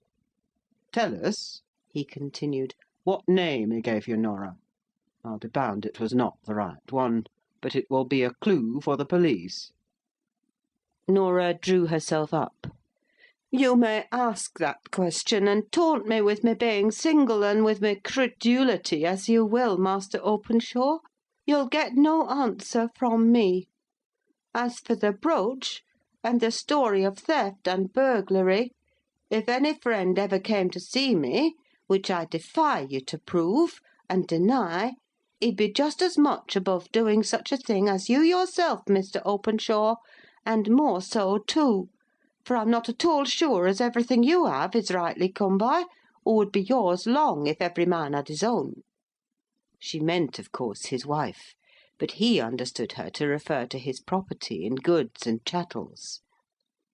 "Now, my good woman," said he, "I'll just tell you truly, I never trusted you out and out, but my wife liked you, and I thought you had many a good point about you. If you once begin to sauce me, I'll have the police to you, and get out the truth in a court of justice, if you'll not tell it me quietly and civilly here. Now, the best thing you can do is quietly to tell me who the fellow is. Look here, a man comes to my house, asks for you, you take him upstairs, a valuable brooch is missing next day. We know that you and Mary and cook are honest, but you refuse to tell us who the man is. Indeed, you've told one lie already about him, saying no one was here last night. Now, I just put it to you, what do you think a policeman would say to this, or a magistrate? A magistrate would soon make you tell the truth, my good woman." "There's never the creature born that should get it out of me," said Nora, "not unless I choose to tell." "I've a great mind to see," said Mr. Openshaw, growing angry at the defiance. Then, checking himself, he thought before he spoke again. "Nora, for your missus's sake, I don't want to go to extremities. Be a sensible woman if you can. It's no great disgrace, after all, to have been taken in. I ask you once more, as a friend, who was this man whom you let into my house last night?" No answer. He repeated the question in an impatient tone. Still no answer. Nora's lips were set in determination not to speak. "Then there is but one thing to be done. I shall send for a policeman." "You will not," said Nora, starting forwards. "You shall not, sir. No policeman shall touch me. I know nothing of the brooch, but I know this. Ever since I was 24, I have thought more of your wife than of myself. Ever since I saw her, a poor motherless girl put upon in her uncle's house, I have thought more of serving her than of serving myself. I have cared for her and her child as nobody ever cared for me. I don't cast blame on you, sir, but I still say it's ill giving up one's life to any one. For at the end they will turn round upon you and forsake you. Why does not my missus come herself to suspect me? Maybe she is gone for the police. But I don't stay here either for police or magistrate or master. You're an unlucky lot. I believe there's a curse on you. I'll leave you this very day. Yes, I'll leave that poor Ailsie too, I will. No good will ever come to you." Mr. Openshaw was utterly astonished at this speech, most of which was completely unintelligible to him, as may easily be supposed. Before he could make up his mind what to say or what to do, Nora had left the room. I do not think he had ever really intended to send for the police to this old servant of his wife's, for he had never for a moment doubted her perfect honesty, but he had intended to compel her to tell him who the man was, and in this he was baffled. He was consequently much irritated. He returned to his uncle and aunt in a state of great annoyance and perplexity, and told them he could get nothing out of the woman; that some man had been in the house the night before, but that she refused to tell who he was. At this moment his wife came in, greatly agitated, and asked what had happened to Nora, for that she had put on her things in passionate haste, and had left the house. "This looks suspicious," said Mr. Chadwick. "It's not the way in which an honest person would have acted." Mr. Openshaw kept silence. He was sorely perplexed. But Mrs. Openshaw turned round on Mr. Chadwick with a sudden fierceness no one ever saw in her before. "You don't know Norah, uncle. She is gone because she is deeply hurt at being suspected.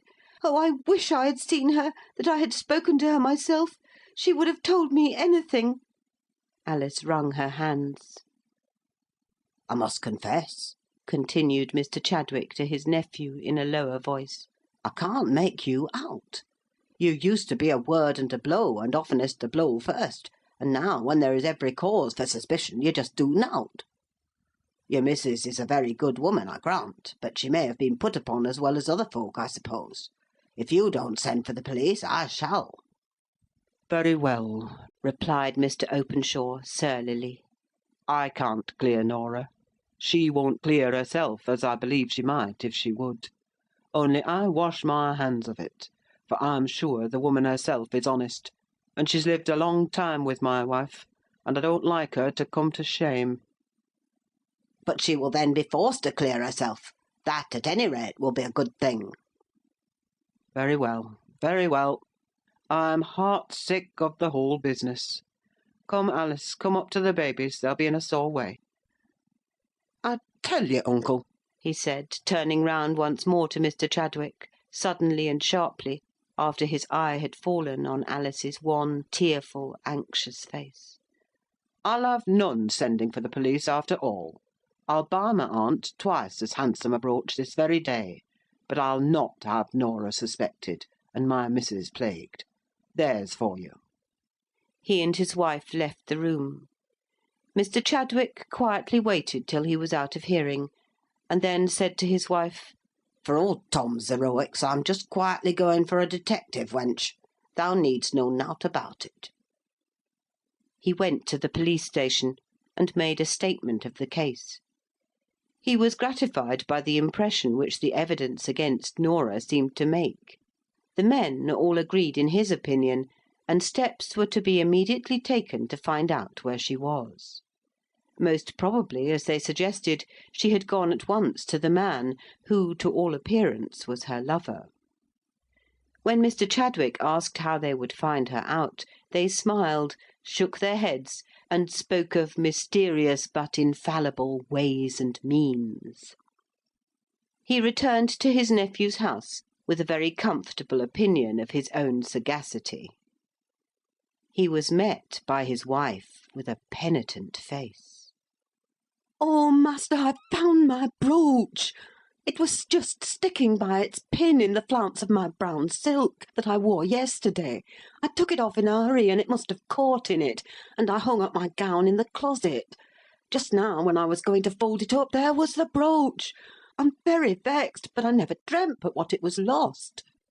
Her husband, muttering something very like, "Confound thee and thy brooch too! I wish I'd never given it thee," snatched up his hat and rushed back to the station, hoping to be in time to stop the police from searching for Norah, but a detective was already gone off on the errand. Where was Norah? Half mad with the strain of the fearful secret, she had hardly slept through the night for thinking what must be done. Upon this terrible state of mind had come Ailsie's questions, showing that she had seen the man, as the unconscious child called her father. Lastly came the suspicion of her honesty. She was little less than crazy as she ran upstairs and dashed on her bonnet and shawl, leaving all else, even her purse, behind her. In that house she would not stay. That was all she knew or was clear about. She would not even see the children again for fear it should weaken her. She feared above everything Mr. Frank's return to claim his wife. She could not tell what remedy there was for a sorrow so tremendous for her to stay to witness. The desire of escaping from the coming event was a stronger motive for her departure than her soreness about the suspicions directed against her, although this last had been the final goad to the course she took. She walked away almost at headlong speed, sobbing as she went, as she had not dared to do during the past night, for fear of exciting wonder in those who might hear her. Then she stopped. An idea came into her mind that she would leave London altogether and betake herself to her native town of Liverpool. She felt in her pocket for her purse as she drew near the Euston Square station with this intention. She had left it at home. Her poor head aching, her eyes swollen with crying, she had to stand still and think, as well as she could, where next she should bend her steps. Suddenly the thought flashed into her mind that she would go and find out poor Mr. Frank. She had been hardly kind to him the night before, though her heart had bled for him ever since. She remembered his telling her, as she inquired for his address, almost as she had pushed him out of the door, of some hotel in a street not far distant from Euston Square. Thither she went, with what intention she hardly knew, but to assuage her conscience by telling him how much she pitied him. In her present state she felt herself unfit to counsel or restrain or assist, or do aught else but sympathise and weep. The people of the inn said such a person had been there, had arrived only the day before, had gone out soon after his arrival, leaving his luggage in their care, but had never come back. Nora asked for leave to sit down and await the gentleman's return. The landlady, pretty secure in the deposit of luggage against any probable injury, showed her into a room, and quietly locked the door on the outside. Nora was utterly worn out, and fell asleep, a shivering, starting, uneasy slumber which lasted for hours. The detective, meanwhile, had come up with her some time before she entered the hotel, into which he followed her. Asking the landlady to detain her for an hour or so, without giving any reason beyond showing his authority, which made the landlady applaud herself a good deal for having locked her in, he went back to the police station to report his proceedings. He could have taken her directly, but his object was, if possible, to trace out the man who was supposed to have committed the robbery. Then he heard of the discovery of the brooch, and consequently did not care to return. Nora slept till even the summer evening began to close in. Then up. Some one was at the door. It would be Mr. Frank, and she dizzily pushed back her ruffled grey hair, which had fallen over her eyes, and stood looking to see him. Instead, there came in Mr. Openshaw and a policeman. "This is Nora Kennedy," said Mr. Openshaw.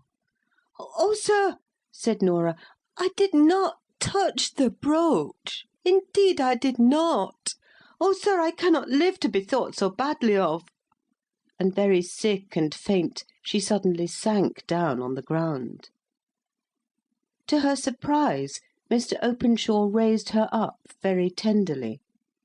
Even the policeman helped to lay her on the sofa, and at Mr. Openshaw's desire he went for some wine and sandwiches, for the poor gaunt woman lay there almost as if dead with weariness and exhaustion.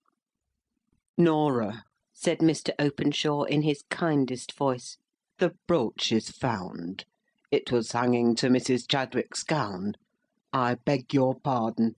Most truly I beg your pardon for having troubled you about it. My wife is almost broken-hearted. Eat, Nora. Or stay, first drink this glass of wine," said he, lifting her head, pouring a little down her throat. As she drank, she remembered where she was, and who she was waiting for. She suddenly pushed Mr. Openshaw away, saying, "Oh, sir, you must go. You must not stop a minute. If he comes back, he will kill you." "Alas, Nora, I do not know who he is. But some one is gone away who will never come back. Some one who knew you. and whom I'm afraid you cared for." "I don't understand you, sir," said Norah, her master's kind and sorrowful manner bewildering her yet more than his words. The policeman had left the room at Mr. Openshaw's desire, and they two were alone. "You know what I mean when I say someone is gone who will never come back. I mean that he is dead." "Who?" said Norah, trembling all over. "A poor man has been found in the Thames this morning, drowned." "Did he drown himself?" asked Norah, solemnly. "God only knows," replied Mr. Openshaw, in the same tone. "Your name and address at our house were found in his pocket. That and his purse were the only things that were found upon him. I'm sorry to say it, my poor Norah, but you are required to go and identify him." "To what?" asked Norah. "To say who it is. It is always done, in order that some reason may be discovered for the suicide, if suicide it was.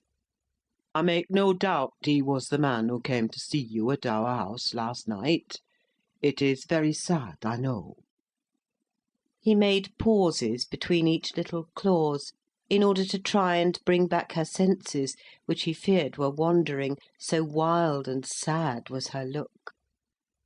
"Master Openshaw," said she at last, "I've a dreadful secret to tell you, only you must never breathe it to any one, and you and I must hide it away for ever. I thought to have done it all by myself, but I see I cannot. Yon poor man, yes, the dead drowned creature, is, I fear, Mr. Frank, my mistress's first husband." Mr. Openshaw sat down as if shot.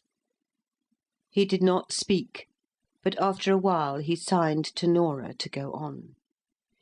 "He came to me the other night, when, God be thanked, you were all away at Richmond. He asked me if his wife was dead or alive. I was a brute, and thought more of our all coming home than of his sore trial, spoke out sharp, and said she was married again, and very content and happy. I all but turned him away, and now he lies dead and cold." "God forgive me," said Mr. Openshaw. "God forgive us all," said Norah. "Yon poor man needs forgiveness perhaps less than any one among us. He had been among the savages, shipwrecked, I know not what, and he had written letters which had never reached my poor missus." "He saw his child?" "He saw her, yes. I took him up to give his thoughts another start, for I believed he was going mad on my hands. I came to seek him here, as I more than half promised. My mind misgave me when I heard he had never come in. Oh, sir, it must be him." Mr. Openshaw rang the bell. Norah was almost too much stunned to wonder at what he did. He asked for writing materials, wrote a letter, and then said to Norah, "I am writing to Alice to say I shall be unavoidably absent for a few days, that I have found you, that you are well, and send her your love, and will come home to-morrow. You must go with me to the police court. You must identify the body. I will pay high to keep name and details out of the papers." "But where are you going, sir?" He did not answer her directly. Then he said, "Norah, I must go with you and look on the face of the man whom I have so injured. Unwittingly, it is true. But it seems to me as if I had killed him. I will lay his head in the grave as if he were my only brother, and how he must have hated me. I cannot go home to my wife till all that I can do for him is done. Then I go with a dreadful secret on my mind. I shall never speak of it again after these days are over. I know you will not either." He shook hands with her, and they never named the subject again, the one to the other. Norah went home to Alice the next day. Not a word was said on the cause of her abrupt departure a day or two before. Alice had been charged by her husband in his letter not to allude to the supposed theft of the brooch, so she, implicitly obedient to those whom she loved both by nature and habit, was entirely silent on the subject, only treated Norah with the most tender respect, as if to make up for unjust suspicion.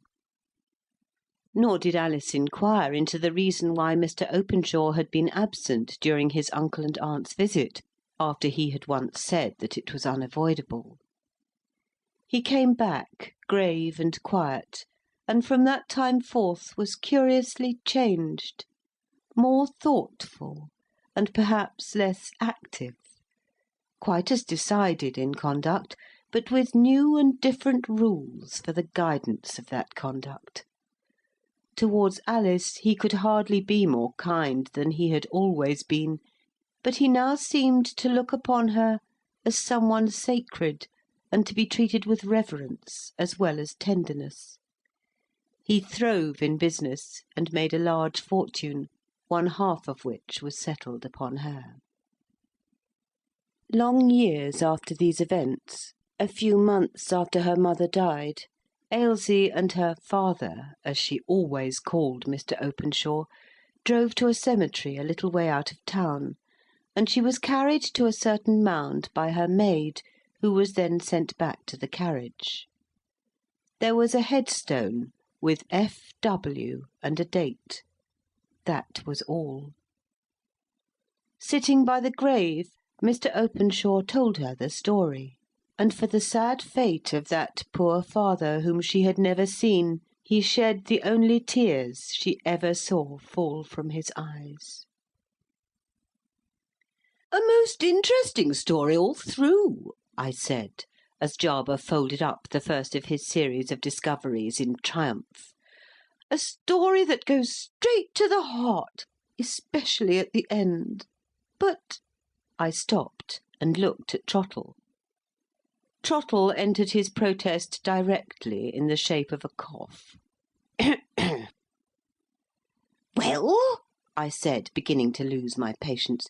"Don't you see that I want you to speak, and that I don't want you to cough?" "Quite so, ma'am," said Trottle, in a state of respectful obstinacy which would have upset the temper of a saint. "Relative, I presume, to this story, ma'am?" "Yes, yes," said Jarber. "By all means let us hear what this good man has to say." "Well, sir," answered Trottle, "I want to know why the house over the way doesn't let, and I don't exactly see how your story answers the question. That's all I have to say, sir." I should have liked to contradict my opinionated servant at that moment, but, excellent as the story was in itself, I felt that he had hit on the weak point, so far as Jarber's particular purpose in reading it was concerned. "And that is what you have to say, is it?" repeated Jarber. "I enter this room, announcing that I have a series of discoveries, and you jump instantly to the conclusion that the first of the series exhausts my resources. Have I your permission, dear lady, to enlighten this obtuse person, if possible, by reading number 2? "My work is behindhand, ma'am," said Trottle, moving to the door, the moment I gave Jarber leave to go on. "Stop where you are," I said in my most peremptory manner, "and give Mr. Jarber his fair opportunity of answering your objection, now you have made it."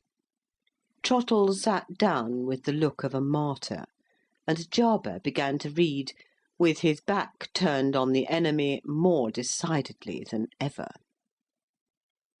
At one period of its reverses the house fell into the occupation of a showman. He was found registered as its occupier on the parish books of the time when he rented the house, and there was therefore no need of any clue to his name. But he himself was less easy to be found, for he had led a wandering life, and settled people had lost sight of him, and people who plumed themselves on being respectable were shy of admitting that they had ever known anything of him. At last, among the marshlands near the river's level that lie about Deptford and the neighbouring market gardens, a grizzled personage in velveteen, with a face so cut up by varieties of weather that he looked as if he had been tattooed, was found smoking a pipe at the door of a wooden house on wheels.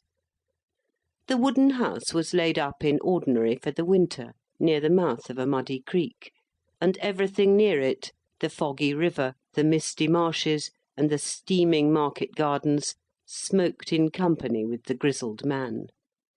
In the midst of this smoking party, the funnel chimney of the wooden house on wheels was not remiss, but took its pipe with the rest, in a companionable manner.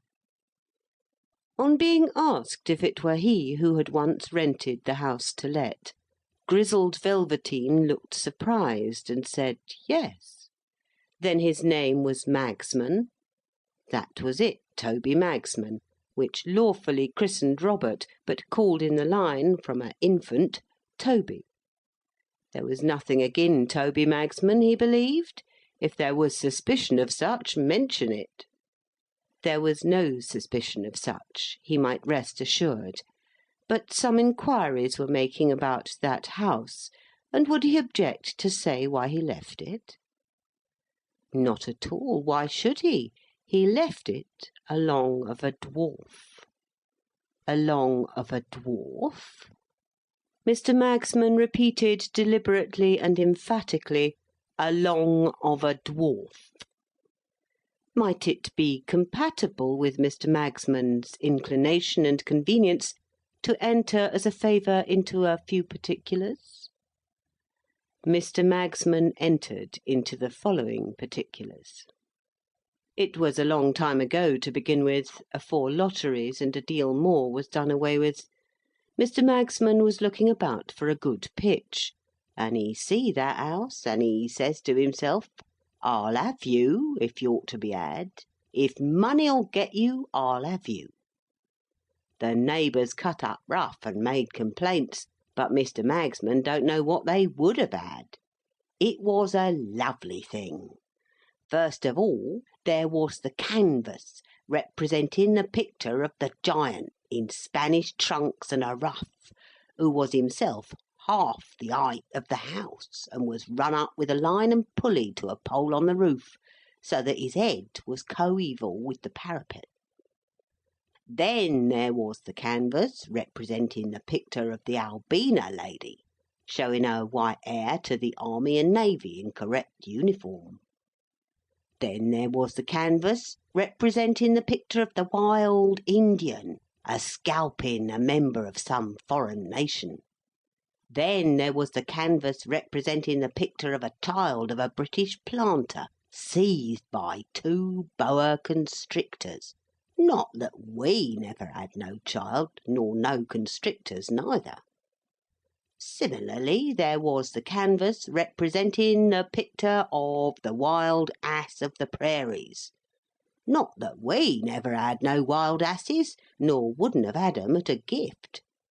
Last, there was the canvas representing the picture of the dwarf, and like him too, considering, with George the Fourth in such a state of astonishment at him as His Majesty couldn't with his utmost politeness and stoutness express.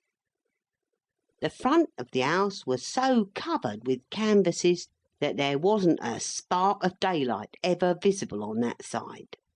Magsman's Amusements, 15 foot long by 2 foot high, ran over the front door and parlour windows. The passage was a arbour of green baize and garden stuff. A barrel organ performed there unceasing. And as to respectability, if threepence ain't respectable, what is? But the dwarf is the principal article at present, and he was worth the money. He was wrote up as Major Tupashofsky of the Imperial Bulgradarian Brigade. Nobody couldn't pronounce the name, and it never was intended anybody should. The public always turned it, as a regular rule, into Chopsky. In the line he was called Chops, partly on that account, and partly because his real name, if he ever had any real name, which was very dubious, was Stakes. He was a uncommon small man, he really was. Certainly not so small as he was made out to be, but where is your dwarf as is? He was a most uncommon small man, with a most uncommon large head. And what he had inside that head nobody ever knowed but himself, even supposing himself to have ever took stock of it, which it would have been a stiff job for even him to do. The kindest little man as never growed. Spirited, but not proud.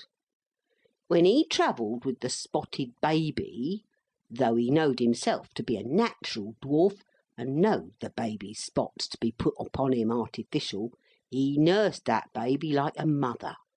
You never heard him give a ill name to a giant. He did allow himself to break out into strong language respecting the fat lady from Norfolk, but that was an affair of the art, and when a man's art has been trifled with by a lady, and a preference give to a Indian, he ain't master of his actions. He was always in love, of course. Every human natural phenomenon is. And he was always in love with a large woman. I never knowed the dwarf as could be got to love a small one, which helps to keep 'em the curiosities they are.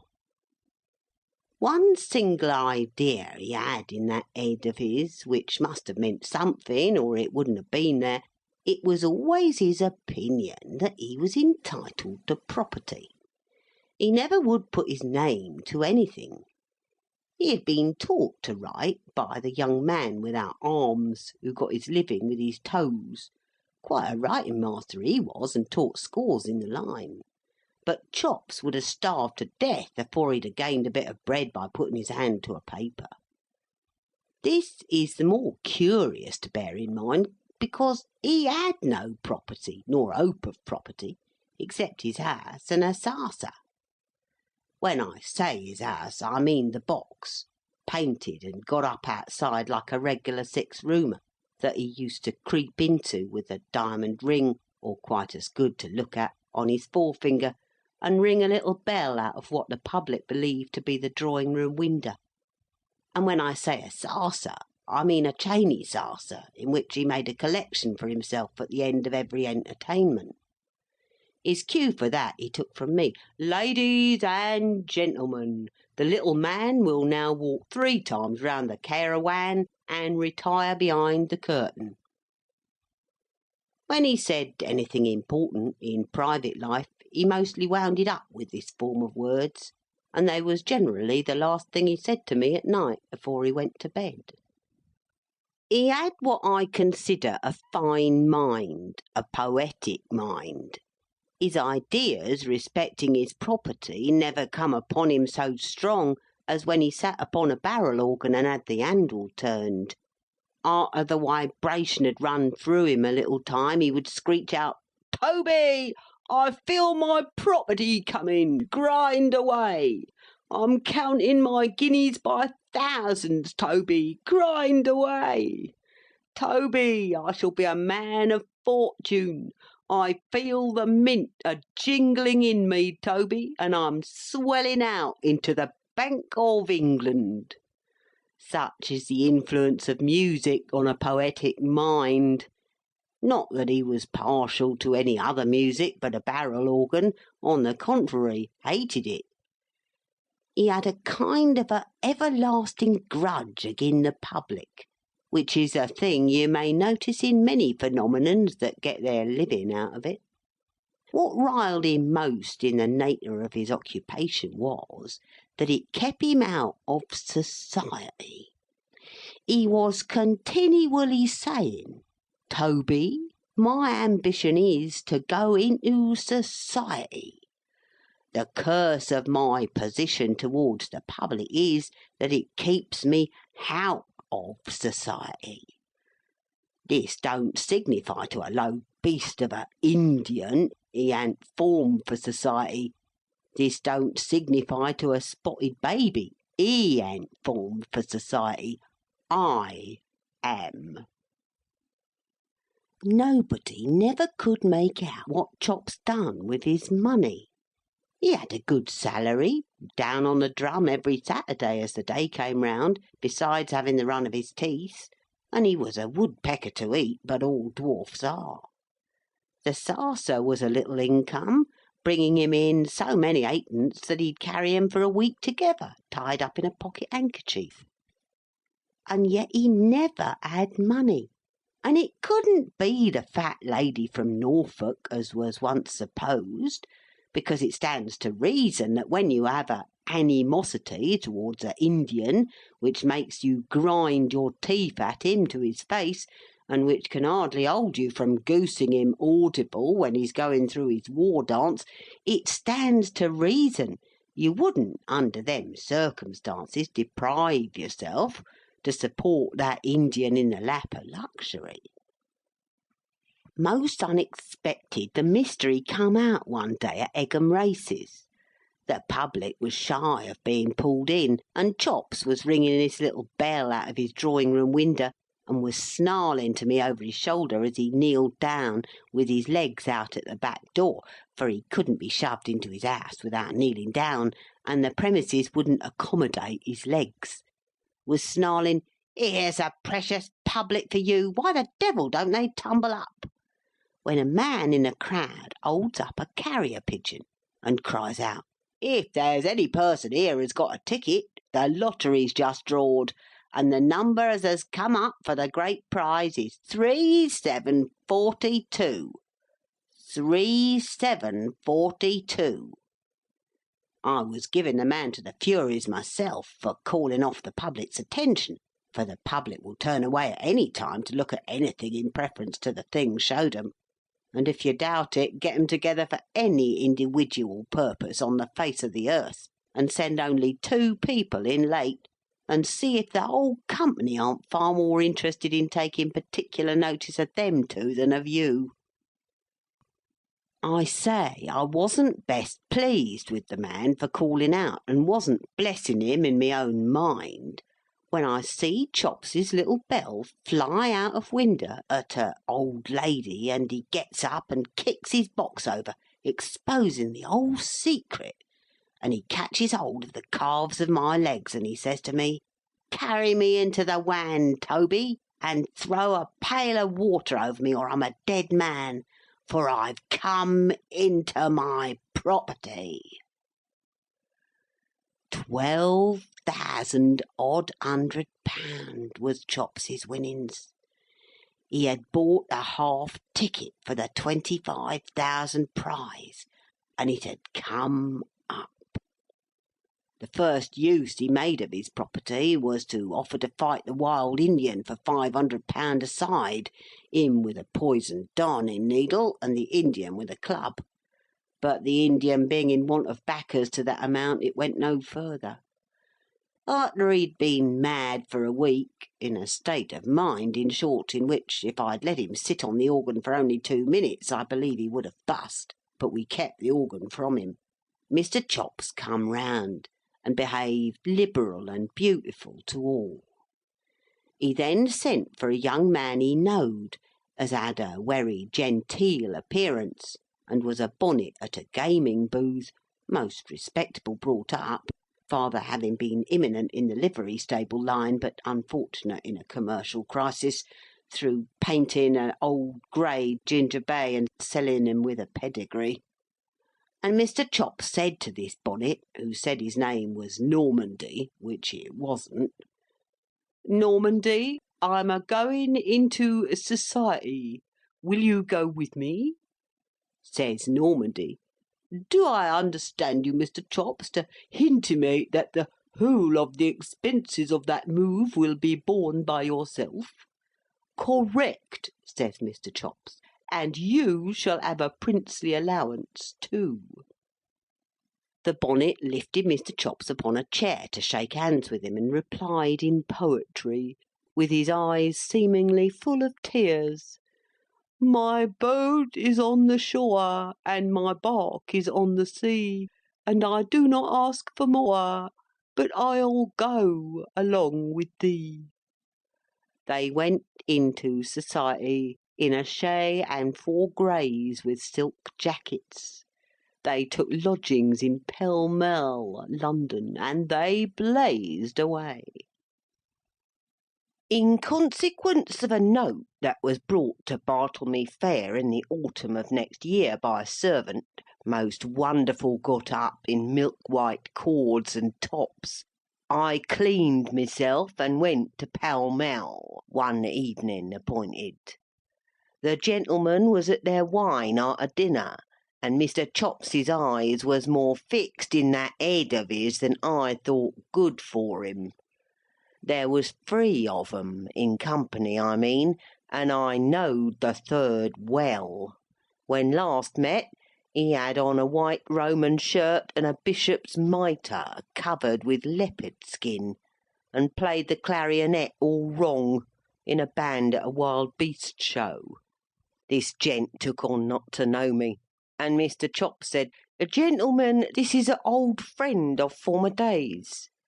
And Normandy looked at me through an eye-glass and said, "Magsman, glad to see you," which I'll take my oath he wasn't. Mr. Chops, to get him conwenient to the table, had his chair on a throne, much of the form of George the Fourth's in the canvas, but he hardly appeared to me to be king there in any other point of view, for his 2 gentlemen ordered about like emperors. They was all dressed like May Day, gorgeous, and as to wine, they swam in all sorts. I made the round of the bottles, first separate, to say I had done it, and then mixed 'em all together, to say I'd done it, and then tried 2 of 'em as half and half, and then t'other 2. Altogether I passed a pleasing evening, but with a tendency to feel muddled, until I considered it good manners to get up and say, "Mr. Chops, the best of friends must part. I thank you for the variety of foreign drains you have stood so handsome. I looks towards you in red wine, and I takes my leave." Mr. Chops replied, "If you'll just hitch me out of this over your right arm, Magsman, and carry me downstairs, I'll see you out." I said I couldn't think of such a thing, but he would have it, so I lifted him off his throne. He smelt strong of Madeira, and I couldn't help thinking, as I carried him down, that it was like carrying a large bottle full of wine, with a rather ugly stopper, a good deal out of proportion. When I set him on the doormat in the hall, he kept me close to him by holding on to my coat collar, and he whispers, "I ain't happy, Magsman." "What's on your mind, Mr. Chops?" "They don't use me well. They ain't grateful to me. They puts me on the mantelpiece when I won't have in more champagne wine, and they locks me in the sideboard when I won't give up my property." "Get rid of 'em, Mr. Chops." "I can't. We're in society together, and what would society say?" "Come out of society," says I. "I can't. You don't know what you're talking about. When you have once gone into society, you mustn't come out of it." "Then if you'll excuse the freedom, Mr. Chops," were my remarks, shaking my head grave, "I think it's a pity you ever went in." Mr. Chops shook that deep head of his to a surprising extent, and slapped it 6 times with his hand, and with more waste than I thought were in him. Then he says, "You're a good fellow, but you don't understand. Good night. Go along. Magsman, the little man will now walk 3 times round the carawan and retire behind the curtain." The last I see of him on that occasion was his trying, on the extremest verge of insensibility, to climb up the stairs one by one with his hands and knees. They'd have been much too steep for him if he'd been sober, but he wouldn't be helped. It warn't long after that I read in a newspaper of Mr. Chops's being presented at court. It was printed, "It will be recollected," and I've noticed in my life that it is sure to be printed that it will be recollected, whenever it won't. That Mr. Chops is the individual of small stature, whose brilliant success in the last state lottery attracted so much attention. Well, I says to myself, such is life. He has been and done it in earnest at last. He has astonished George the Fourth. On account of which I had that canvas new painted, him with a bag of money in his hand, a-presenting it to George the Fourth, and a lady in ostrich feathers falling in love with him in a bagwig, sword, and buckles correct. I took the house, as is the subject of present inquiries, though not the honour of being acquainted, and I run Magsman's amusements in it 13 months. Sometimes one thing, sometimes another, sometimes nothing particular, but always all the canvases outside. One night, when we had played the last company out, which was a shy company, through its raining heavens hard, I was taking a pipe in the one pair back along with the young man with the toes, which I had taken on for a month, though he never drawed except on paper, and I heard a kicking at the street door. "Hallo," I says to the young man, "what's up?" He rubs his eyebrows with his toes, and he says, "I can't imagine, Mr. Magsman," which he never could imagine nothing, and was monotonous company. The noise not leaving off, I laid down me pipe, and I took up a candle, and I went down and opened the door. I looked out into the street, but nothing could I see, and nothing was I aware of until I turned round quick, because some creetur run between me legs into the passage. There was Mr. Chops. "Magsman," he says, "take me on the old terms, and you've got me. If it's done, say done." I was all of amazed, but I said, "Done, sir." "Done to you, done, and double done," says he. "Have you got a bit of supper in the house?" Bearing in mind them sparkling varieties of foreign drains as we guzzled away in Pall Mall, I was ashamed to offer him cold sausages and gin and water, but he took 'em both and took 'em free, having a chair for his table, and sitting down at it on a stool like old times. I all of amaze all the while. It was arter he had made a clean sweep of the sausages, beef, and to the best of my calculations £2.25, that the wisdom as was in that little man began to come out of him like perspiration. "Magsman," he says, "look upon me. You see afore you one as both gone into society and come out." "Oh, you are out of it, Mr. Chops. How did you get out, sir?" "Sold out," says he. You never saw the like of the wisdom as his head expressed when he made use of them 2 words. "My friend Magsman, I'll impart to you a discovery I've made. It's wallable. It's cost £12,500. It may do you good in life. The secret of this matter is that it ain't so much that a person goes into society as that society goes into a person."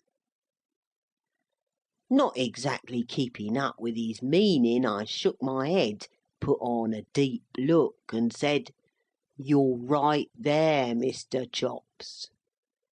"Magsman," he says, twitching me by the leg, "society has gone into me to the tune of every penny of my property." I felt that I went pale, and though naturally a bold speaker, I couldn't hardly say, "Where's Normandy?" "Bolted, with the plate," said Mr. Chops.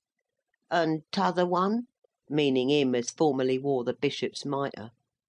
"Bolted with the jewels," said Mr. Chops. I sat down and looked at him, and he stood up and looked at me. "Magsman," he says, and he seemed to myself to get wiser as he got hoarser, "Society taken in the lump is all dwarfs. At the Court of St. James's they was all a-doing my old business, all a-going 3 times round the carawan in the whole court suits and properties. Elsewheres they was most of 'em ringing their little bells out of make-believes. Everywheres the sarser was a-going round. Magsman, the sarser is the uniwersal institution." I perceived, you understand, that he was soured by his misfortunes, and I felt for Mr. Chops. "As to fat ladies," he says, giving his head a tremendous one against the wall, "there's lots of them in society, and worse than the original. Hers was a outrage upon taste, simply a outrage upon taste, awakening contempt, carrying its own punishment in the form of a Indian." Here he give himself another tremendious one. "But there's, Magsman, there's his mercenary outrages. Laying cashmere shawls, buy bracelets, strew 'em and a lot of handsome fans and things about your rooms, let it be known that you give away like water to all as come to admire, and the fat ladies that don't exhibit for so much down upon the drum will come from all the points of the compass to flock about you, whatever you are. They'll drill holes in your heart, Magsman, like a cullender. And when you've no more left to give, they'll laugh at you to your face, and leave you to have your bones picked dry by vultures, like the dead wild ass of the prairies that you deserve to be." Here he give himself the most tremendious one of all, and dropped. I thought he was gone.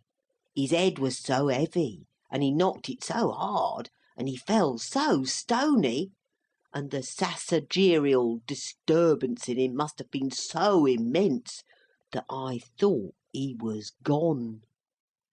But he soon come round with care, and he sat up on the floor, and he said to me, with wisdom coming out of his eyes if ever it come, "Magsman, the most material difference between the 2 states of existence through which your unhappy friend has passed." He reached out his poor little hand, and his tears dropped down on the mustachio, which it was a credit to him to have done his best to grow, but it is not in mortals to command success. "The difference this: when I was out of society, I was paid light for being seen. When I went into society, I paid heavy for being seen. I prefer the former, even if I wasn't forced upon it. Give me out through the trumpet in the Hold Way to-morrow." After that he slid into the line again as easy as if he'd been iled all over. But the organ was kept from him, and no allusions was ever made, when a company was in, to his property. He got wiser every day. His views of society and the public was luminous, bewildering, awful, and his head got bigger and bigger as his wisdom expanded it. He took well and pulled 'em in most excellent for 9 weeks. At the expiration of that period, when his head was a sight, he expressed one evening, the last company having been turned out and the door shut, a wish to have a little music. "Mr. Chops," I said, I never dropped the Mister with him, the world might do it, but not me, Mr. Chops, are you sure as you are in a state of mind and body to sit upon the organ? His answer was this: Toby, when next met with on the tramp, I forgive her and the Indian. And I am. It was with fear and trembling that I began to turn the handle, but he sat like a lamb. It will be my belief to my dying day that I see his head expand as he sat. You may therefore judge how great his thoughts was. He sat out all the changes, and then he come off. Toby, he says with a quiet smile, the little man will now walk 3 times round the carawan and retire behind the curtain. When we called him in the morning, we found him gone into a much better society than mine or Pall Mall's. I give Mr. Chops as comfortable a funeral as lay in my power, followed myself as chief, and had the George the Fourth canvas carried first in the form of a banner. But the house was so dismal arterwards that I give it up and took to the wan again. I don't triumph, said Jarber, folding up the second manuscript and looking hard at Trottle. I don't triumph over this worthy creature. I merely ask him if he is satisfied now. How can he be anything else? I said, answering for Trottle, who sat obstinately silent. This time, Jarber, you have not only read us a delightfully amusing story, but you have also answered the question about the house. Of course it stands empty now. Who would think of taking it after it had been turned into a caravan? I looked at Trottle as I said those last words, and Jarber waved his hand indulgently in the same direction. Let this excellent person speak, said Jarber. You were about to say, my good man. I only wish to ask, sir, said Trottle doggedly, if you would kindly oblige me with a date or two in connection with that last story. A date? Repeated Jarber. What does the man want with dates? I should be glad to know, with great respect, persisted Trottle, if the person named Magsman was the last tenant who lived in the house. It's my opinion, if I may be excused for giving it, that he most decidedly was not. With those words, Trottle made a low bow and quietly left the room. There is no denying that Jarber, when we were left together, looked sadly discomposed. He had evidently forgotten to inquire about dates, and in spite of his magnificent talk about his series of discoveries, it was quite as plain that the 2 stories he had just read had really and truly exhausted his present stock. I thought myself bound in common gratitude to help him out of his embarrassment by a timely suggestion. So I proposed that he should come to tea again on the next Monday evening, the 13th, and should make such inquiries in the meantime as might enable him to dispose triumphantly of Trottle's objection. He gallantly kissed my hand, made a neat little speech of acknowledgment, and took his leave. For the rest of the week I would not encourage Trottle by allowing him to refer to the house at all. I suspected he was making his own inquiries about dates, but I put no questions to him. On Monday evening, the 13th, that dear unfortunate Jarber came, punctual to the appointed time. He looked so terribly harassed that he was really quite a spectacle of feebleness and fatigue. I saw at a glance that the question of dates had gone against him, that Mr. Magsman had not been the last tenant of the house, and that the reason of its emptiness was still to seek. "What I have gone through," said Jarber, "words are not eloquent enough to tell. O Sophonisba, I have begun another series of discoveries. Accept the last two as stories laid on your shrine, and wait to blame me for leaving your curiosity unappeased until you have heard number 3. Number 3 looked like a very short manuscript, and I said as much. Jarber explained to me that we were to have some poetry this time. In the course of his investigations he had stepped into the circulating library to seek for information on the one important subject. All the library people knew about the house was, that a female relative of the last tenant, as they believed, had, just after that tenant left, sent a little manuscript poem to them, which she described as referring to events that had actually passed in the house, and which she wanted the proprietor of the library to publish. She had written no address on her letter, and the proprietor had kept the manuscript ready to be given back to her, the publishing of poems not being in his line, when she might call for it. She had never called for it, and the poem had been lent to Jarber at his express request to read to me. Before he began, I rang the bell for Trottle, being determined to have him present at the new reading as a wholesome check on his obstinacy. To my surprise, Peggy answered the bell, and told me that Trottle had stepped out without saying where.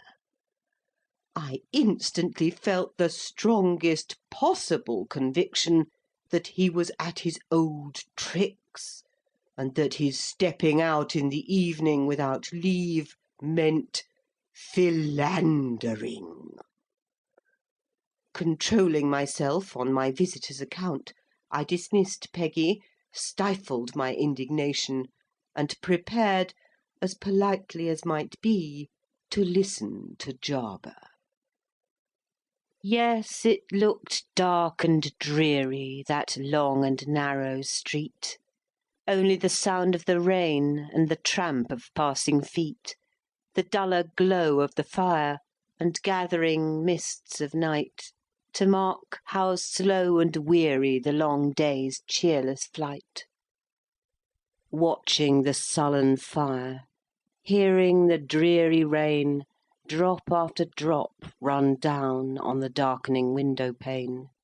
Chill was the heart of Bertha, chill as that winter day, for the star of her life had risen, only to fade away.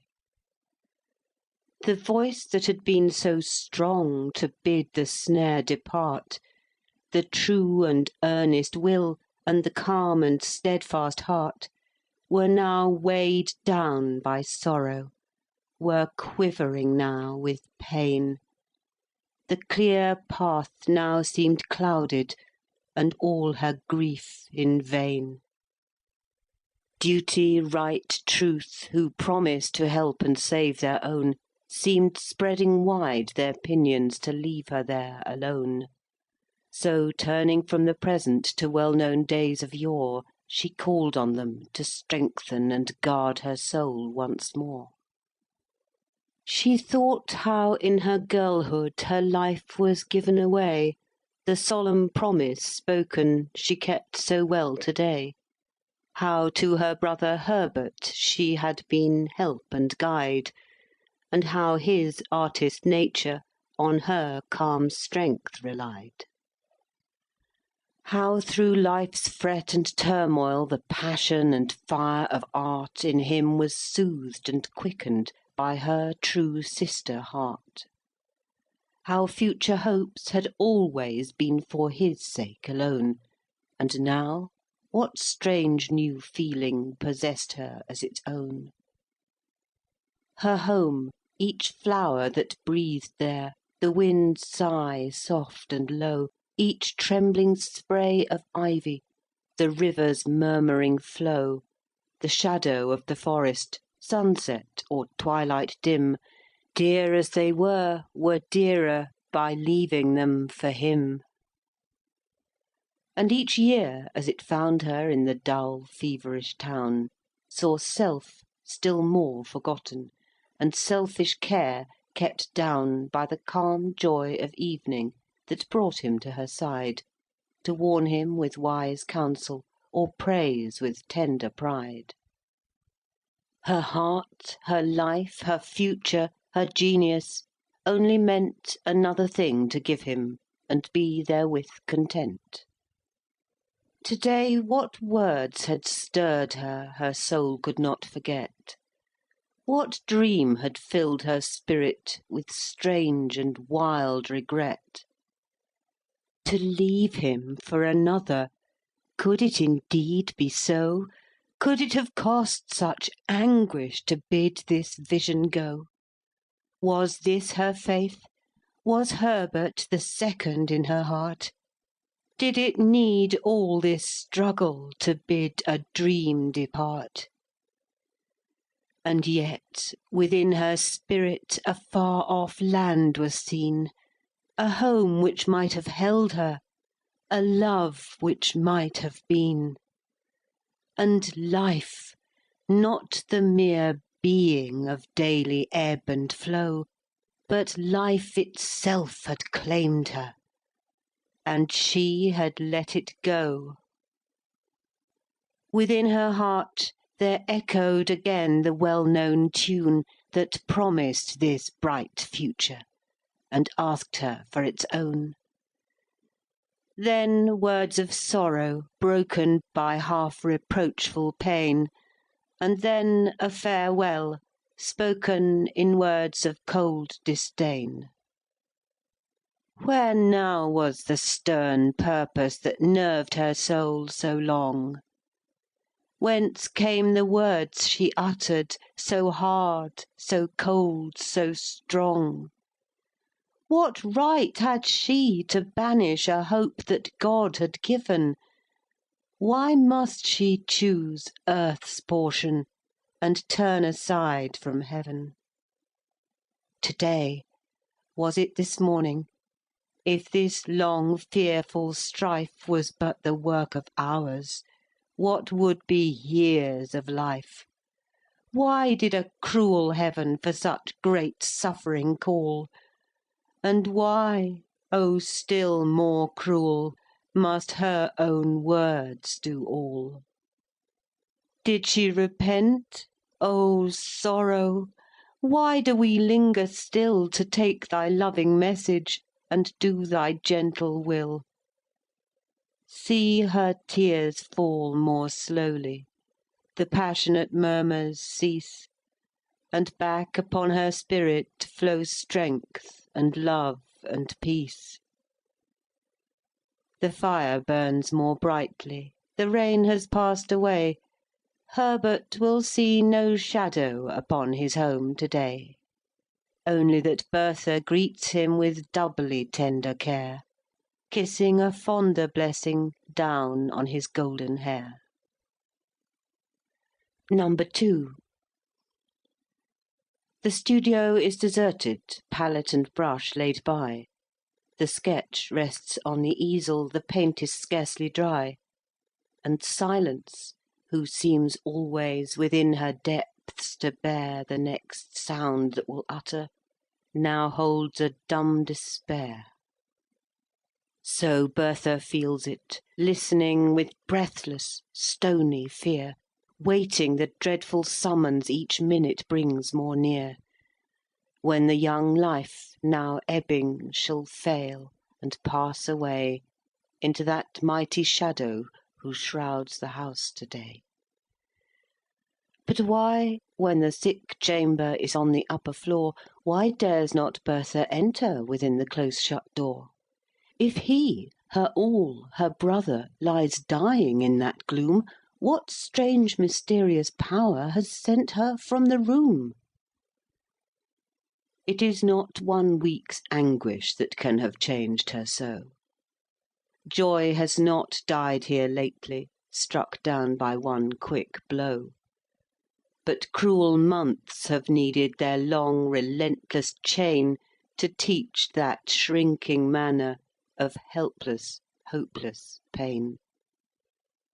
The struggle was scarce over last Christmas Eve had brought. The fibres still were quivering of the one wounded thought, when Herbert, who unconscious had guessed no inward strife, bade her in pride and pleasure welcome his fair young wife. Bade her rejoice, and smiling, although his eyes were dim, thanked God he thus could pay her the care she gave to him. This fresh bright life would bring her a new and joyous fate. O Bertha, check the murmur that cries, too late, too late. Too late! Could she have known it a few short weeks before, that his life was completed and needing hers no more? She might, oh sad repining, what might have been, forget. It was not should suffice us to stifle vain regret. He needed her no longer. Each day it grew more plain, first with a startled wonder, then with a wondering pain. Love, why his wife best gave it. Comfort, durst Bertha speak? Counsel, when quick resentment flushed on the young wife's cheek?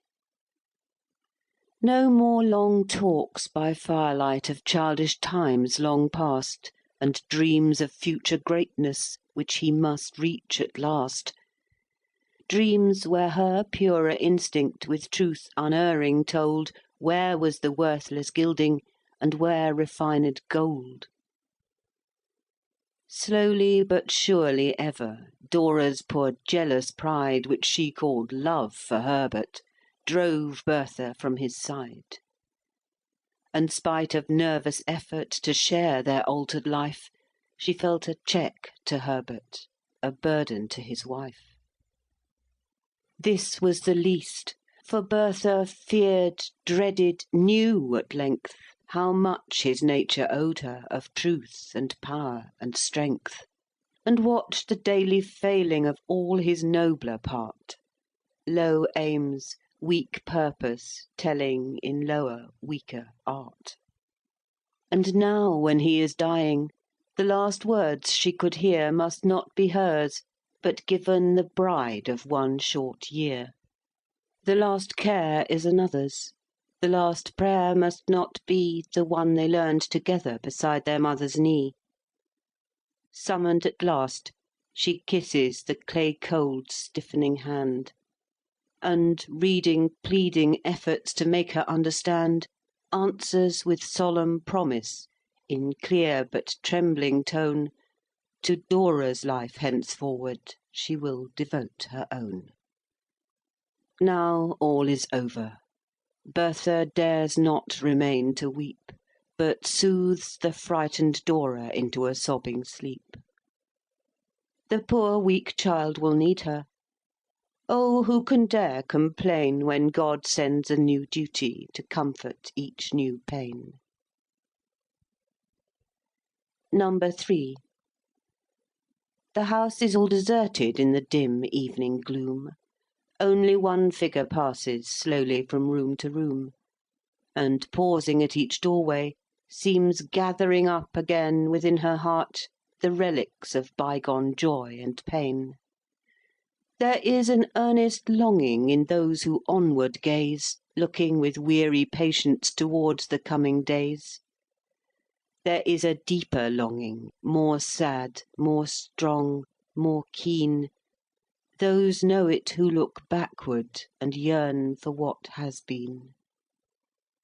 At every hearth she pauses, touches each well-known chair, gazes from every window, lingers on every stair.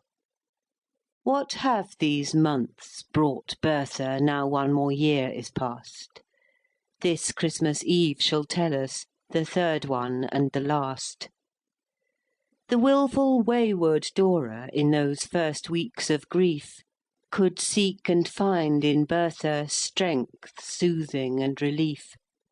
And Bertha, last sad comfort true woman heart can take, had something still to suffer and do for Herbert's sake.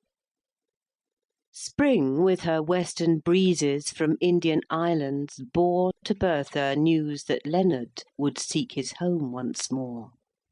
What was it, joy or sorrow? What were they, hopes or fears, that flushed her cheeks with crimson and filled her eyes with tears? He came, and who so kindly could ask and hear her tell Herbert's last hours, for Leonard had known and loved him well. Daily he came, and Bertha, poor weary heart, at length, weighed down by others' weakness, could rest upon his strength. Yet not the voice of Leonard could her true care beguile, that turned to watch, rejoicing, Dora's reviving smile. So from that little household the worst gloom passed away, the one bright hour of evening lit up the livelong day. Days passed.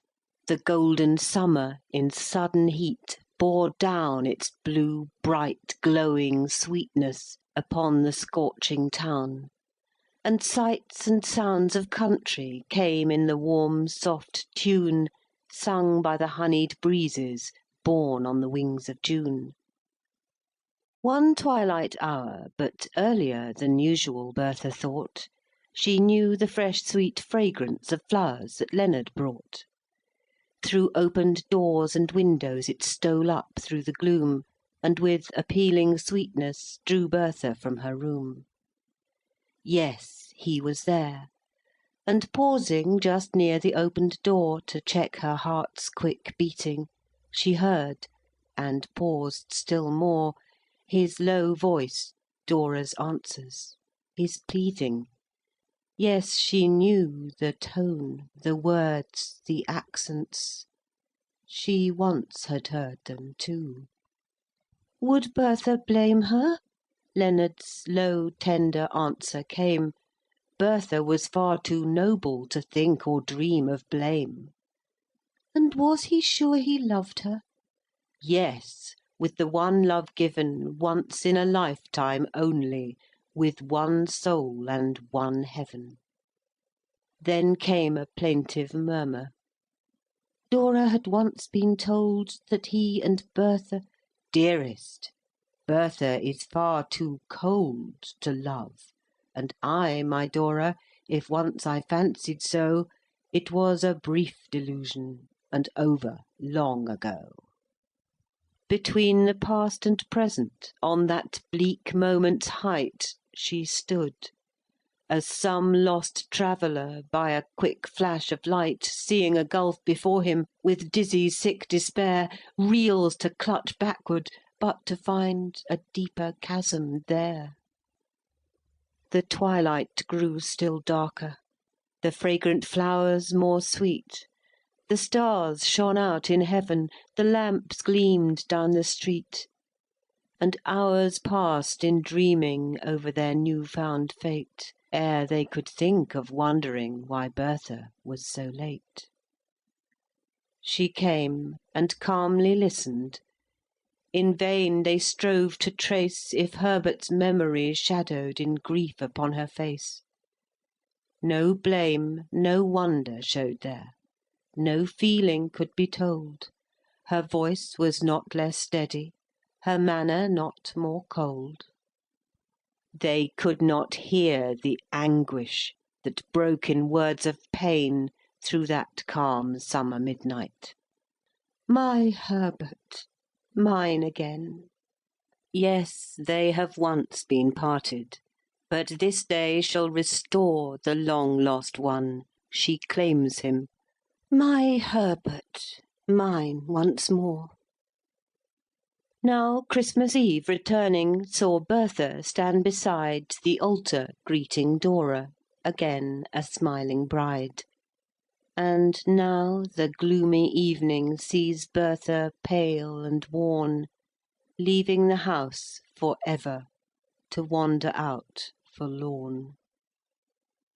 Forlorn, nay, not so, anguish shall do its work at length. Her soul passed through the fire shall gain still purer strength. Somewhere there waits for Bertha an earnest, noble part, and meanwhile God is with her, God and her own true heart. I could warmly and sincerely praise the little poem when Jarber had done reading it, but I could not say that it tended in any degree towards clearing up the mystery of the empty house. Whether it was the absence of the irritating influence of Trottle, or whether it was simply fatigue, I cannot say, but Jarber did not strike me that evening as being in his usual spirits. And though he declared that he was not in the least daunted by his want of success thus far, and that he was resolutely determined to make more discoveries, he spoke in a languid, absent manner, and shortly afterwards took his leave at rather an early hour. When Trottle came back, and when I indignantly taxed him with philandering, he not only denied the imputation, but asserted that he had been employed on my service, and in consideration of that boldly asked for leave of absence for 2 days, and for a morning to himself afterwards to complete the business, in which he solemnly declared that I was interested.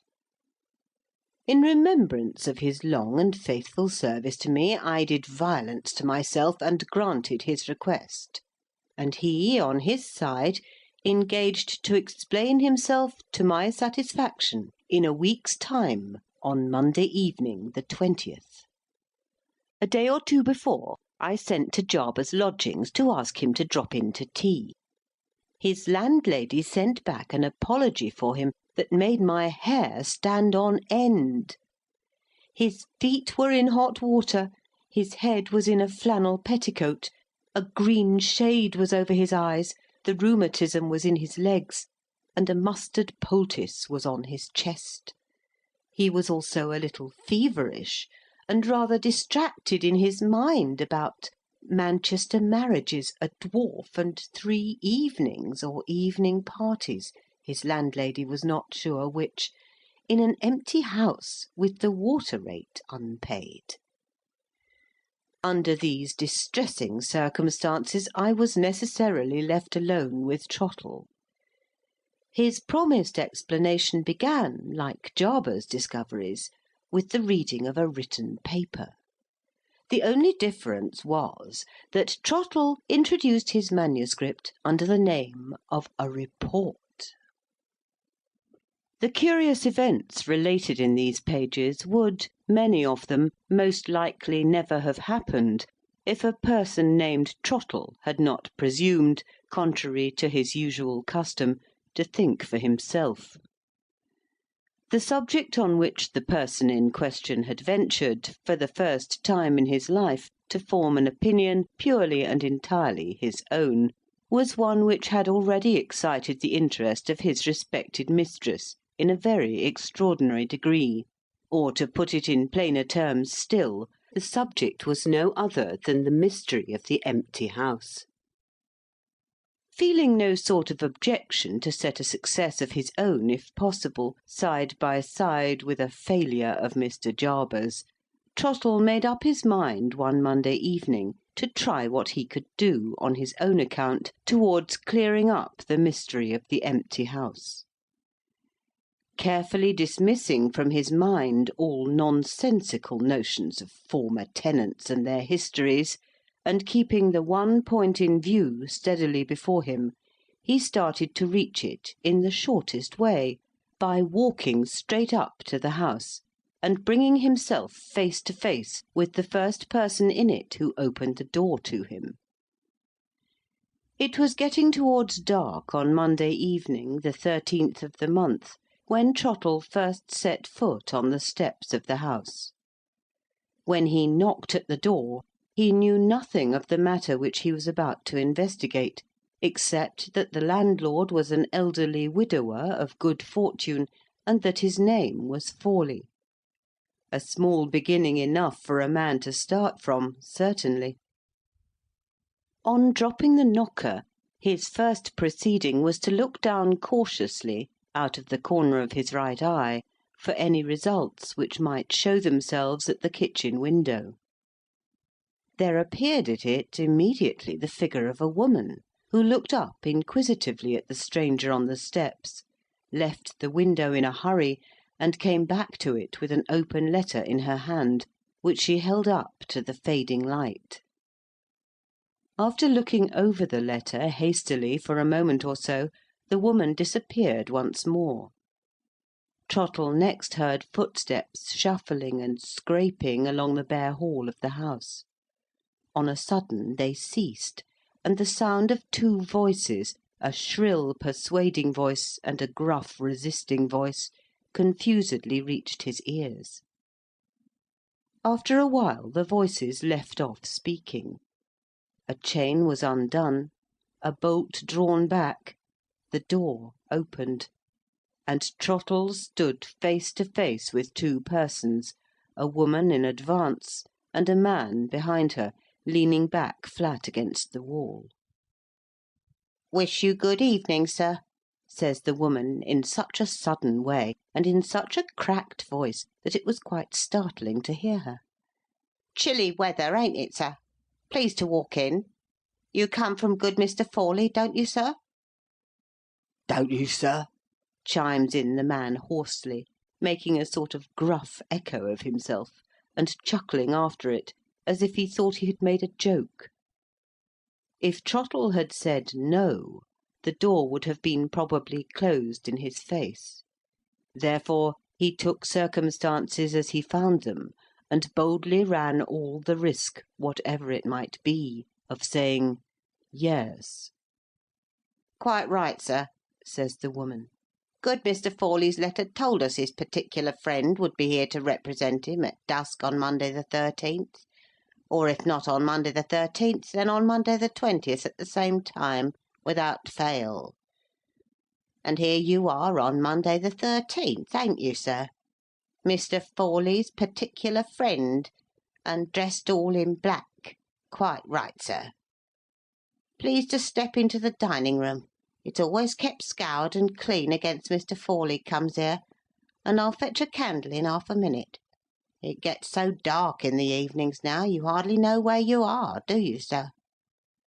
And how is good Mr. Forley in his health? We trust he is better, Benjamin, don't we? We are so sorry not to see him as usual, Benjamin, ain't we? In half a minute, sir, if you don't mind waiting. I'll be back with the candle. Come along, Benjamin." "Come along, Benjamin," chimes in the echo, and chuckles again, as if he thought he had made another joke. Left alone in the empty front parlour, Trottle wondered what was coming next, as he heard the shuffling, scraping footsteps go slowly down the kitchen stairs. The front door had been carefully chained up and bolted behind him on his entrance, and there was not the least chance of his being able to open it to effect his escape without betraying himself by making a noise. Not being of the Jarber sort, luckily for himself, he took his situation quietly as he found it, and turned his time, while alone, to account, by summing up in his own mind the few particulars which he had discovered thus far. He had found out, first, that Mr. Forley was in the habit of visiting the house regularly. Second, that Mr. Forley, being prevented by illness from seeing the people put in charge as usual, had appointed a friend to represent him, and had written to say so. Third, that the friend had a choice of 2 Mondays at a particular time in the evening for doing his errand, and that Trottle had accidentally hit on this time, and on the first of the Mondays, for beginning his own investigations. Fourth, that the similarity between Trottle's black dress, as servant out of livery, and the dress of the messenger, whoever he might be, had helped the error by which Trottle was profiting, So far, so good. But what was the messenger's errand? And what chance was there that he might not come up and knock at the door himself, from minute to minute, on that very evening? While Trottle was turning over this last consideration in his mind, he heard the shuffling footsteps coming up the stairs again, with a flash of candle-light going before them. He waited for the woman's coming in with some little anxiety, for the twilight had been too dim on his getting into the house to allow him to see either her face or the man's face at all clearly. The woman came in first, with the man she called Benjamin at her heels, and set the candle on the mantelpiece. Trottle takes leave to describe her as an offensively cheerful old woman, awfully lean and wiry, and sharp all over at eyes, nose, and chin, devilishly brisk, smiling and restless, with a dirty false front and a dirty black cap, and short fidgety arms, and long hooked finger-nails. An unnaturally lusty old woman, who walked with a spring in her wicked old feet, and spoke with a smirk on her wicked old face. The sort of old woman, as Trottle thinks, who ought to have lived in the Dark Ages and been ducked in a horse-pond, instead of flourishing in the 19th century and taking charge of a Christian house. "You'll please to excuse my son Benjamin, won't you, sir?" says this witch without a broomstick, pointing to the man behind her, propped against the bare wall of the dining-room, exactly as he had been propped against the bare wall of the passage. "He's got his inside dreadful bad again, as my son Benjamin, and he won't go to bed, and he will follow me about the house, upstairs and downstairs, and in my lady's chamber, as the song says, you know. It's his indigestion, poor dear, that sours his temper and makes him so aggravating, and indigestion is a wearing thing to the best of us, ain't it, sir?" "Ain't it, sir?" chimes in aggravating Benjamin, winking at the candlelight like an owl at the sunshine. Trottle examined the man curiously while his horrid old mother was speaking of him. He found my son Benjamin to be little and lean, and buttoned up slovenly in a frowsy old greatcoat that fell down to his ragged carpet-slippers. His eyes were very watery, his cheeks very pale, and his lips very red. His breathing was so uncommonly loud that it sounded almost like a snore. His head rolled helplessly in the monstrous big collar of his greatcoat, and his limp, lazy hands pottered about the wall on either side of him, as if they were groping for an imaginary bottle. In plain English, the complaint of my son Benjamin was drunkenness, of the stupid, pig-headed, sottish kind. Drawing this conclusion easily enough, after a moment's observation of the man, Trottle found himself, nevertheless, keeping his eyes fixed much longer than was necessary on the ugly, drunken face rolling about in the monstrous big coat-collar, and looking at it with a curiosity that he could hardly account for at first. Was there something familiar to him in the man's features? He turned away from them for an instant, and then turned back to him again. After that second look, the notion forced itself into his mind that he had certainly seen a face somewhere, of which that sot's face appeared like a kind of slovenly copy. "Where," thinks he to himself, "where did I last see the man whom this aggravating Benjamin here so very strongly reminds me of?" It was no time just then, with the cheerful old woman's eyes searching him all over, and the cheerful old woman's tongue talking at him 19 to the dozen, for Trottle to be ransacking his memory for small matters that had got into wrong corners of it. He put by in his mind that very curious circumstance respecting Benjamin's face, to be taken up again when a fit opportunity offered itself, and kept his wits about him in prime order for present necessities. "You wouldn't like to go down into the kitchen, would you?" says the witch without the broomstick, as familiar as if she had been Trottle's mother instead of Benjamin's. "There's a bit of fire in the grate, and the sink in the back kitchen don't smell to matter much to-day, and it's uncommon chilly up here when a person's flesh don't hardly cover a person's bones. But you don't look cold, sir, do you? And then, why, Lord bless my soul, our little bit of business is so very, very little, it's hardly worth while to go downstairs about it after all. Quite a game at business, ain't it, sir? Give and take, that's what I call it. Give and take."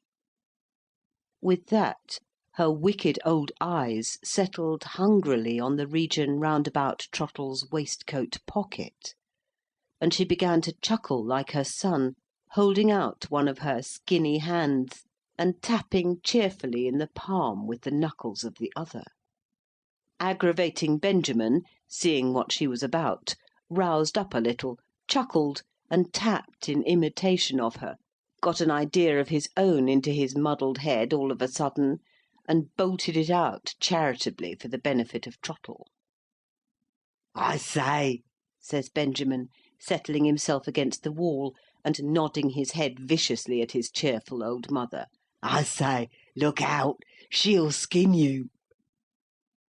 Assisted by these signs and warnings, Trottle found no difficulty in understanding that the business referred to was the giving and taking of money, and that he was expected to be the giver.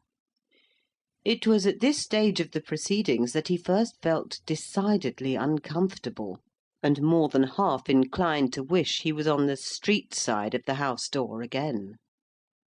He was still cudgelling his brains for an excuse to save his pocket, when the silence was suddenly interrupted by a sound in the upper part of the house. It was not at all loud. It was a quiet, still, scraping sound, so faint that it could hardly have reached the quickest ears, except in an empty house. "Do you hear that, Benjamin?" says the old woman. "He's at it again, even in the dark, ain't he? Perhaps you'd like to see him, sir," says she, turning on Trottle, and poking her grinning face close to him. "Only name it. Only say if you'd like to see him before we do our little bit of business, and I'll show good Forley's friend upstairs, just as if he was good Mr. Forley himself. My legs are all right, whatever Benjamin's may be. I get younger and younger, and stronger, and jollier every day, that's what I do. Don't mind the stairs on my account, sir, if you'd like to see him." Him?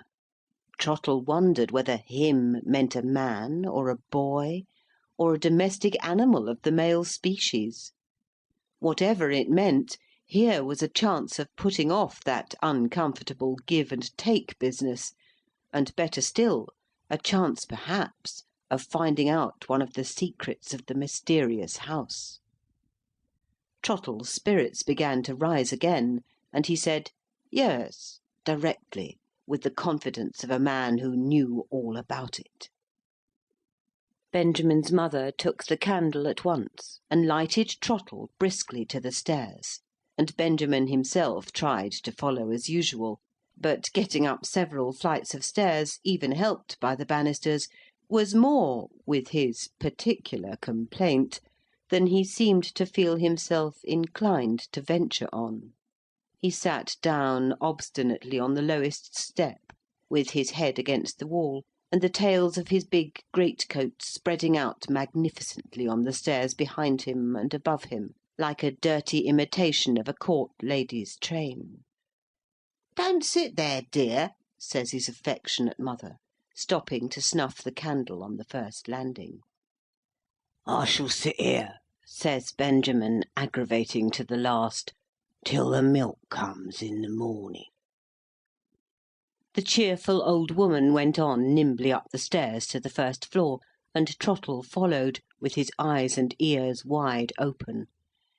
He had seen nothing out of the common in the front parlour, or up the staircase, so far. The house was dirty and dreary and close-smelling, but there was nothing about it to excite the least curiosity, except the faint scraping sound, which was now beginning to get a little clearer, though still not at all loud, as Trottle followed his leader up the stairs to the second floor. Nothing on the second-floor landing but cobwebs above and bits of broken plaster below, cracked off from the ceiling. Benjamin's mother was not a bit out of breath, and looked all ready to go to the top of the monument if necessary. The faint scraping sound had got a little clearer still, but Trottle was no nearer to guessing what it might be than when he first heard it in the parlour downstairs. On the third and last floor there were 2 doors, one which was shut, leading into the front garret, and one which was ajar, leading into the back garret. There was a loft in the ceiling above the landing, but the cobwebs all over it vouched sufficiently for its not having been opened for some little time. The scraping noise, plainer than ever here, sounded on the other side of the back garret door, and to Trottle's great relief that was precisely the door which the cheerful old woman now pushed open. Trottle followed her in, and, for once in his life at any rate, was struck dumb with amazement at the sight which the inside of the room revealed to him. The garret was absolutely empty of everything in the shape of furniture.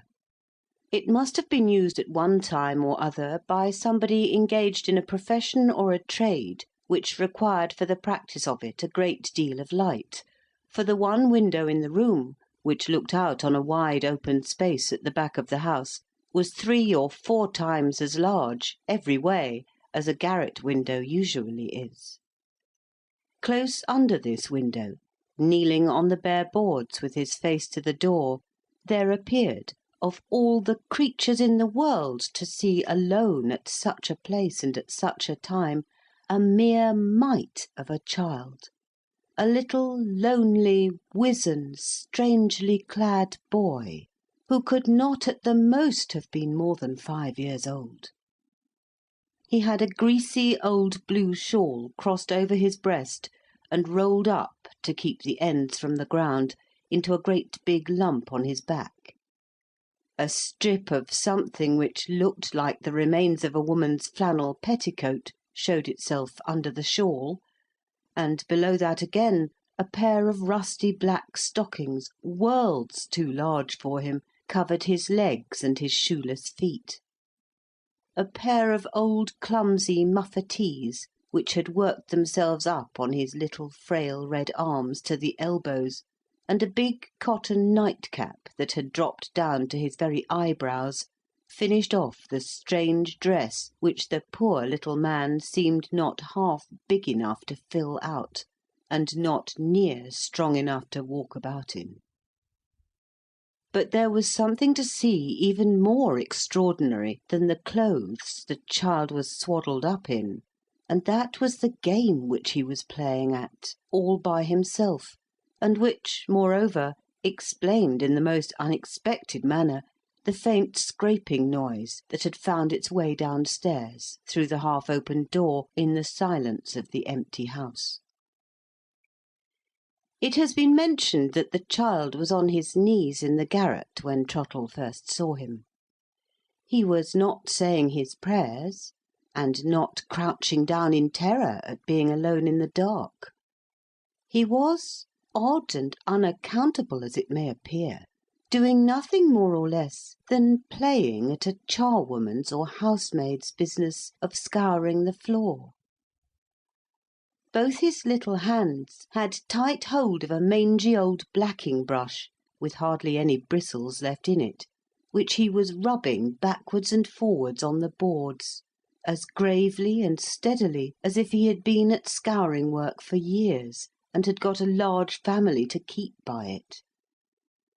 The coming in of Trottle and the old woman did not startle or disturb him in the least. He just looked up for a minute at the candle, with a pair of very bright, sharp eyes, and then went on with his work again, as if nothing had happened. On one side of him was a battered pint saucepan without a handle, which was his make-believe pail, and on the other a morsel of slate-coloured cotton rag, which stood for his flannel to wipe up with. After scrubbing bravely for a minute or two, he took the bit of rag and mopped up, and then squeezed make-believe water out into his make-believe pail, as grave as any judge that ever sat on a bench. By the time he thought he had got the floor pretty dry, he raised himself upright on his knees and blew out a good long breath, and set his little red arms akimbo, and nodded at Trottle. "There," says the child, knitting his little downy eyebrows into a frown. "Drat the dirt! I've cleaned up. Where's my beer?"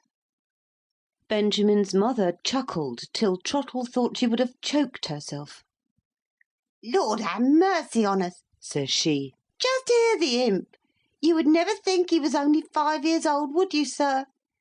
Please to tell good Mr. Forley you saw him going on as nicely as ever, playing at being me, scouring the parlour floor and calling for my beer afterwards. That's his regular game, morning, noon, and night. He's never tired of it. Only look how snug we've been and dressed him.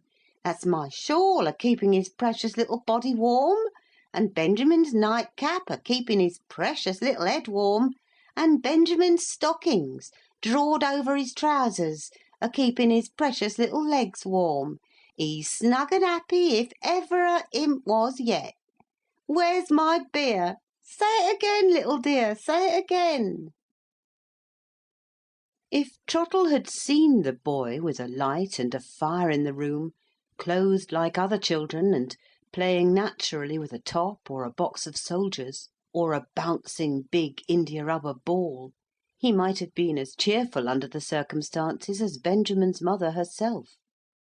But seeing the child reduced, as he could not help suspecting, for want of proper toys and proper child's company, to take up with the mocking of an old woman at her scouring work, for something to stand in the place of a game, Trottle, though not a family man, nevertheless felt the sight before him to be, in its way, one of the saddest and the most pitiable that he had ever witnessed.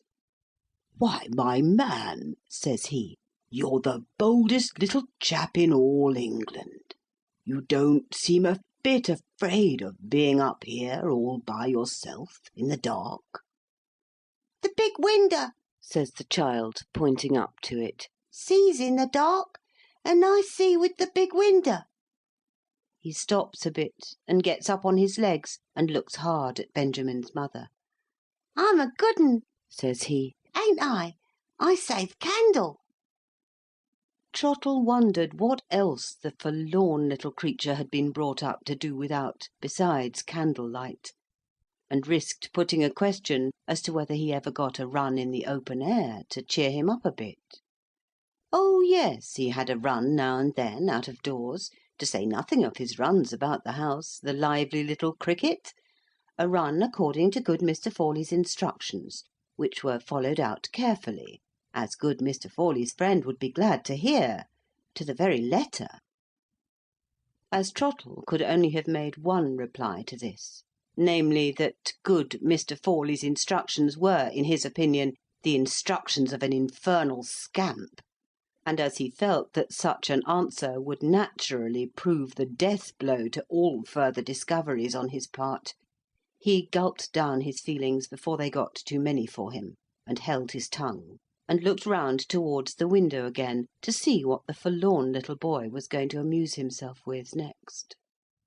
The child had gathered up his blacking-brush and bit of rag, and had put them into the old tin saucepan, and was now working his way, as well as his clothes would let him, with his make-believe pail hugged up in his arms, towards a door of communication which led from the back to the front garret. "I say," says he, looking round sharply over his shoulder, "what are you two stopping here for? I'm going to bed now, and so I tell you." With that he opened the door and walked into the front room. Seeing Trottle take a step or two to follow him, Benjamin's mother opened her wicked old eyes in a state of great astonishment. "Mercy on us," says she, "haven't you seen enough of him yet?" "No," says Trottle, "I should like to see him go to bed." Benjamin's mother burst into such a fit of chuckling that the loose extinguisher in the candlestick clattered again with the shaking of her hand. To think of good Mr. Forley's friend taking 10 times more trouble about the imp than good Mr. Forley himself! Such a joke as that Benjamin's mother had not often met with in the course of her life, and she begged to be excused if she took the liberty of having a laugh at it. Leaving her to laugh as much as she pleased, and coming to a pretty positive conclusion after what he had just heard, that Mr. Forley's interest in the child was not of the fondest possible kind, Trottle walked into the front room, and Benjamin's mother, enjoying herself immensely, followed with the candle. There were 2 pieces of furniture in the front garret. One, an old stool of the sort that is used to stand a cask of beer on, and the other a great big, rickety, straddling old truckle bedstead. In the middle of this bedstead, surrounded by a dim brown waste of sacking, was a kind of little island of poor bedding, an old bolster with nearly all the feathers out of it doubled in 3 for a pillow, a mere shred of patchwork counterpane, and a blanket. And under that, and peeping out a little on either side beyond the loose clothes, 2 faded chair cushions of horsehair laid along together for a sort of makeshift mattress.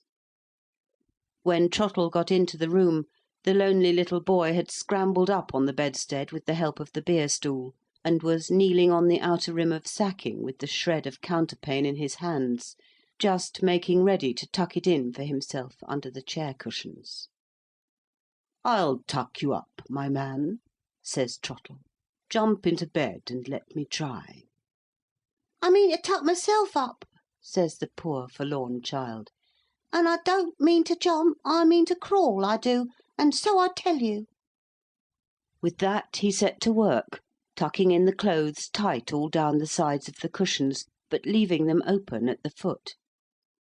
Then, getting up on his knees and looking hard at Trottle, as much as to say, "What do you mean by offering to help such a handy little chap as me?" he began to untie the big shawl for himself, and did it, too, in less than half a minute. Then, doubling the shawl up loose over the foot of the bed, he says, "I say, look here," and ducks under the clothes head first, worming his way up and up softly under the blanket and counterpane, till Trottle saw the top of the large nightcap slowly peep out on the bolster.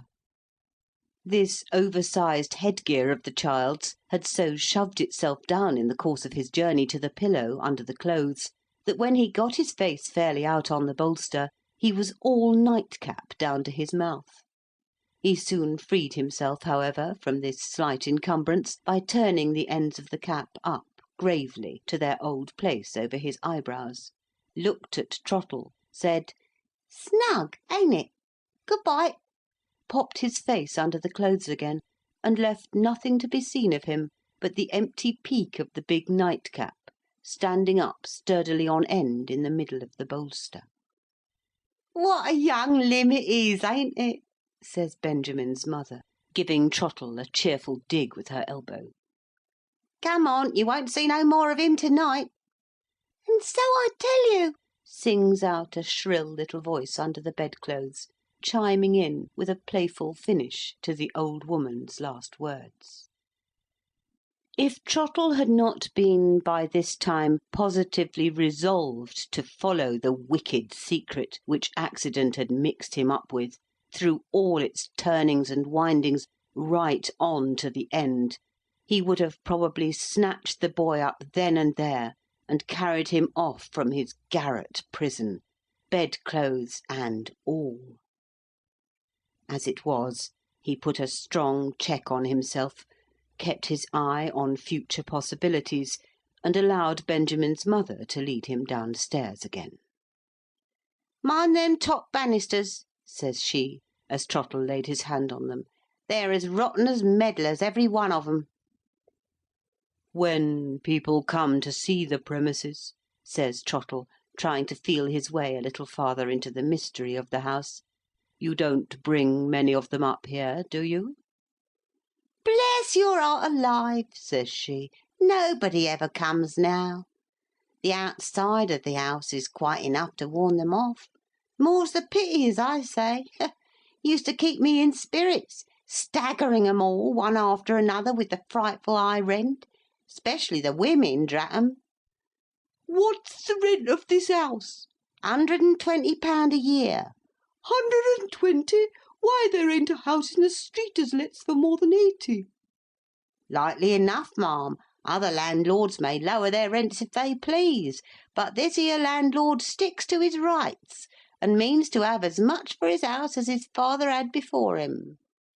"But the neighbourhood's gone off since then." £120, ma'am. "The landlord must be mad." £120, ma'am. "Open the door, you impertinent woman."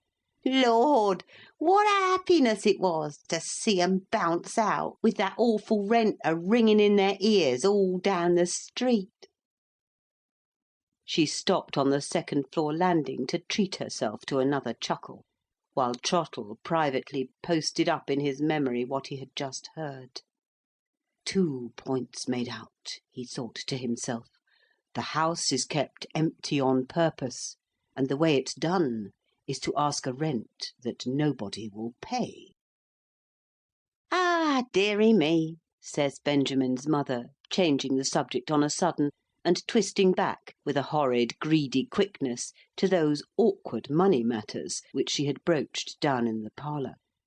"What we've done one way and another for Mr. Forley, it isn't in words to tell. That nice little bit of business of ours ought to be a bigger bit of business, considering the trouble we take, Benjamin and me, to make the imp upstairs as happy as the day is long. If good Mr. Forley would only please to think a little more of what a deal he owes to Benjamin and me." "That's just it," says Trottle, catching her up short in desperation, and seeing his way, by the help of those last words of hers, to slipping cleverly through her fingers. "What should you say if I told you that Mr. Forley was nothing like so far from thinking about that little matter as you fancy? You would be disappointed now if I told you that I had come to-day without the money?" Her lank old jaw fell, and her villainous old eyes glared in a perfect state of panic at that. "But what should you say if I told you that Mr. Forley was only waiting for my report to send me here next Monday at dusk with a bigger bit of business for us two to do together than ever you think for? What should you say to that?" The old wretch came so near to Trottle before she answered, and jammed him up confidentially so close into the corner of the landing, that his throat, in a manner, rose at her. "Can you count it off, do you think, on more than that?" says she, holding up her 4 skinny fingers and her long crooked thumb, all of a tremble, right before his face. "What do you say to 2 hands instead of 1? Says he, pushing past her, and getting downstairs as fast as he could. What she said, Trottle thinks it best not to report, seeing that the old hypocrite, getting next door to light-headed at the golden prospect before her, took such liberties with unearthly names and persons which ought never to have approached her lips, and rained down such an awful shower of blessings on Trottle's head, that his hair almost stood on end to hear her. He went on downstairs as fast as his feet would carry him, till he was brought up all standing, as the sailors say, on the last flight, by aggravating Benjamin, lying right across the stair, and fallen off, as might have been expected, into a heavy drunken sleep. The sight of him instantly reminded Trottle of the curious half-likeness which he had already detected between the face of Benjamin and the face of another man, whom he had seen at a past time in very different circumstances. He determined, before leaving the house, to have one more look at the wretched muddled creature, and accordingly shook him up smartly, and propped him against the staircase wall, before his mother could interfere. "Leave him to me, I'll freshen him up," says Trottle to the old woman, looking hard in Benjamin's face while he spoke. The fright and surprise of being suddenly woke up seemed, for about a quarter of a minute, to sober the creature.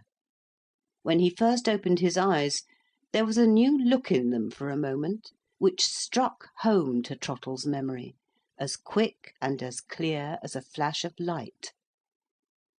The old maudlin, sleepy expression came back again in another instant, and blurred out all further signs and tokens of the past.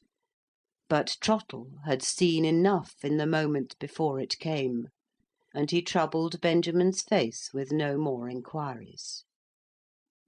"Next Monday at dusk," says he, cutting short some more of the old woman's palaver about Benjamin's indigestion. "I've got no more time to spare, ma'am, to-night. Please to let me out."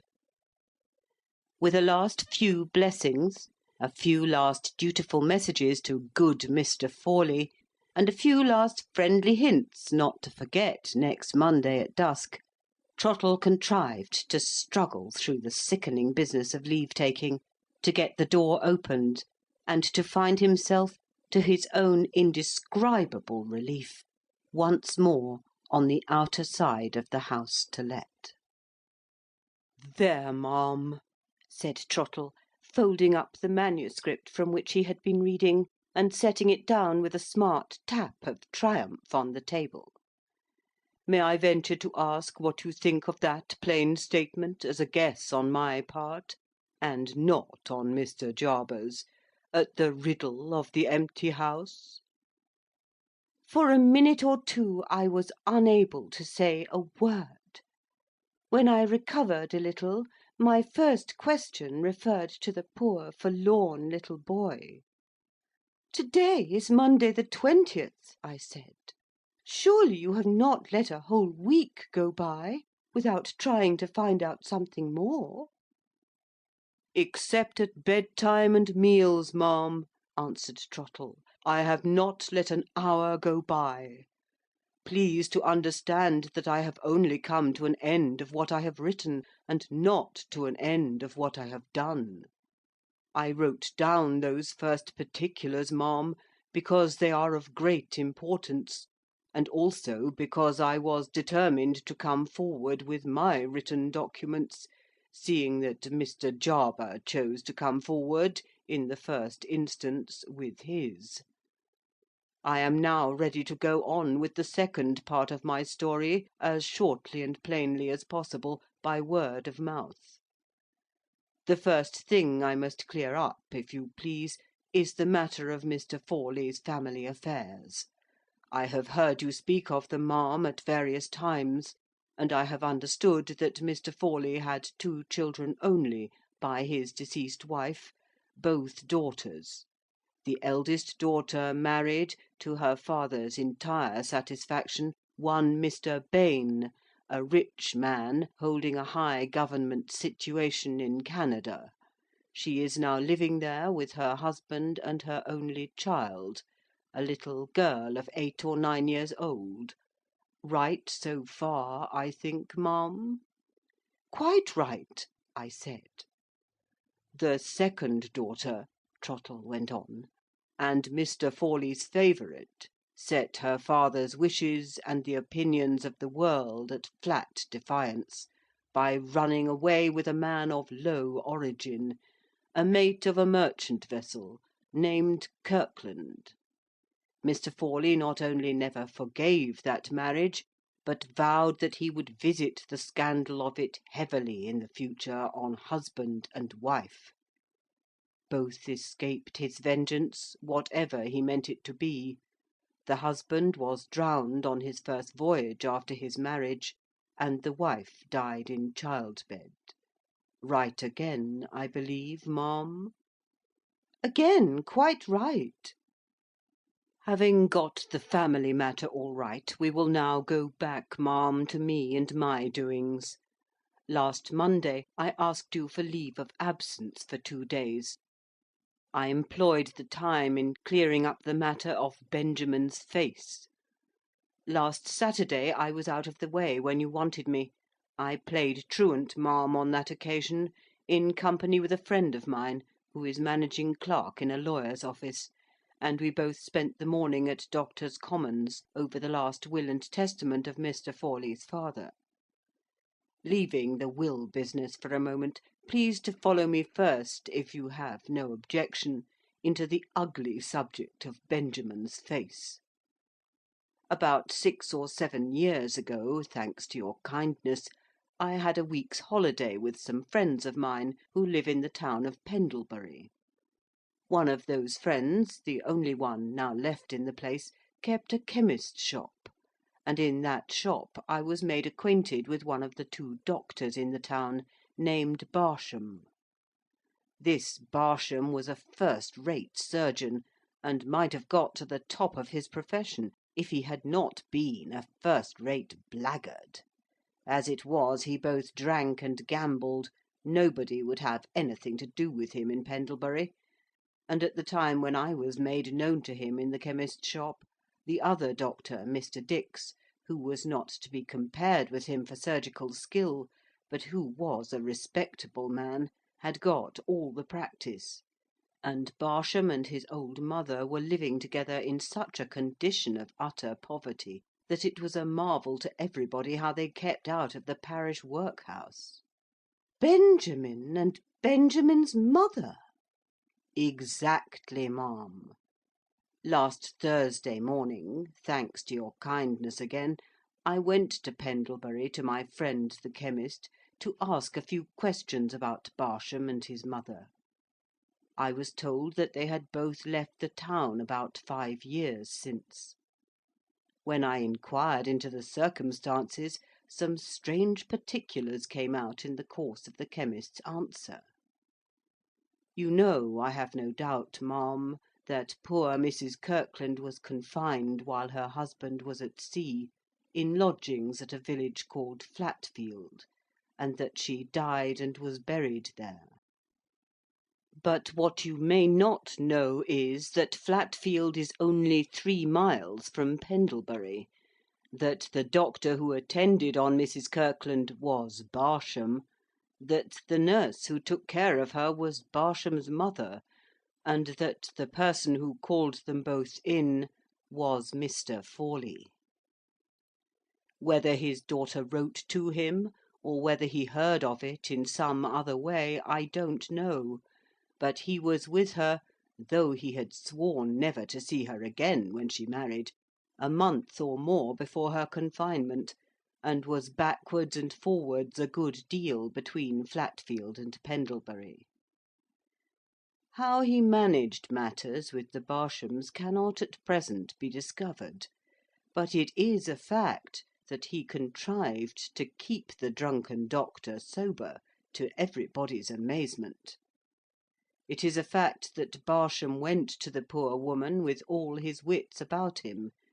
It is a fact that he and his mother came back from Flatfield after Mrs. Kirkland's death, packed up what few things they had, and left the town mysteriously by night. And lastly, it is also a fact that the other doctor, Mr. Dix, was not called in to help till a week after the birth and burial of the child, when the mother was sinking from exhaustion. Exhaustion, to give the vagabond Barsham his due, not produced, in Mr. Dix's opinion, by improper medical treatment, but by the bodily weakness of the poor woman herself. "Burial of the child?" I interrupted, trembling all over. "Trottle, You spoke that word burial in a very strange way. You are fixing your eyes on me now with a very strange look. Trottle leaned over close to me and pointed through the window to the empty house. "The child's death is registered at Pendlebury," he said, "on Barsham's certificate, under the head of male infant stillborn. The child's coffin lies in the mother's grave in Flatfield churchyard. The child himself, as surely as I live and breathe, is living and breathing now, a castaway and a prisoner in that villainous house." I sank back in my chair. "It's guesswork so far, but it is borne in on my mind for all that as truth. Rouse yourself, ma'am, and think a little. The last I hear of Barsham, he is attending Mr. Forley's disobedient daughter. The next I see of Barsham, he is in Mr. Forley's house, trusted with a secret. He and his mother leave Pendlebury suddenly and suspiciously 5 years back, and he and his mother have got a child of 5 years old hidden away in the house. Wait, please to wait, I have not done yet. The will left by Mr. Forley's father strengthens the suspicion. The friend I took with me to Doctors' Commons made himself master of the contents of that will, and when he had done so, I put these 2 questions to him. Can Mr. Forley leave his money at his own discretion to anybody he pleases? No, my friend says. His father has left him with only a life interest in it. Suppose one of Mr. Forley's married daughters has a girl, and the other a boy, how would the money go? It would all go, my friend says, to the boy, and it would be charged with the payment of a certain annual income to his female cousin. After her death it would go back to the male descendant, and to his heirs. Consider that, ma'am. The child of the daughter whom Mr. Forley hates, whose husband has been snatched away from his vengeance by death, takes his whole property in defiance of him, and the child of the daughter whom he loves is left a pensioner on her low-born boy cousin for life. There was good, too good reason why that child of Mrs. Kirkland's should be registered stillborn, and if, as I believe, the register is founded on a false certificate, there is better, still better reason why the existence of the child should be hidden and all trace of his parentage blotted out in the garret of that empty house." He stopped and pointed for the second time to the dim, dust-covered garret windows opposite. As he did so, I was startled, a very slight matter sufficed to frighten me now, by a knock at the door of the room in which we were sitting. My maid came in with a letter in her hand. I took it from her. The mourning card, which was all the envelope enclosed, dropped from my hands. George Forley was no more. He had departed this life 3 days since, on the evening of Friday. "Did our last chance of discovering the truth," I asked, "rest with him? Has it died with his death?" "Courage, ma'am, I think not. Our chance rests on our power to make Barsham and his mother confess, and Mr. Forley's death, by leaving them helpless, seems to put that power into our hands. With your permission, I will not wait till dusk to-day, as I at first intended, but will make sure of those 2 people at once. with a policeman in plain clothes to watch the house in case they try to leave it, with this card to vouch for the fact of Mr. Forley's death, and with a bold acknowledgment on my part of having got possession of their secret, and of being ready to use it against them in case of need, I think there is little doubt of bringing Barsham and his mother to terms. In case I find it impossible to get back here before dusk, please to sit near the window, ma'am, and watch the house a little before they light the street lamps. If you see the front door open and close again, will you be good enough to put on your bonnet and come across to me immediately? Mr. Forley's death may or may not prevent his messenger from coming as arranged, but if the person does come, it is of importance that you, as a relative of Mr. Forley's, should be present to see him, and to have that proper influence over him which I cannot pretend to exercise. The only words I could say to Trottle as he opened the door and left me were words charging him to take care that no harm happened to the poor forlorn little boy. Left alone, I drew my chair to the window, and looked out with a beating heart at the guilty house. I waited and waited through what appeared to me to be an endless time, until I heard the wheels of a cab stop at the end of the street. I looked in that direction, and saw Trottle get out of the cab alone, walk up to the house, and knock at the door. He was let in by Barsham's mother. A minute or two later, a decently dressed man sauntered past the house, looked up at it for a moment, and sauntered on to the corner of the street close by. Here he leant against the post and lighted a cigar, and stopped there smoking in an idle way, but keeping his face always turned in the direction of the house door. I waited and waited still. I waited and waited, with my eyes riveted to the door of the house. At last I thought I saw it open in the dusk, and then felt sure I heard it shut again softly. Though I tried hard to compose myself, I trembled so that I was obliged to call for Peggy to help me on with my bonnet and cloak, and was forced to take her arm to lean on in crossing the street. Trottle opened the door to us before we could knock. Peggy went back, and I went in. He had a lighted candle in his hand. "It has happened, ma'am, as I thought it would," he whispered, leading me into the bare, comfortless, empty parlour. "Barsham and his mother have consulted their own interests, and have come to terms.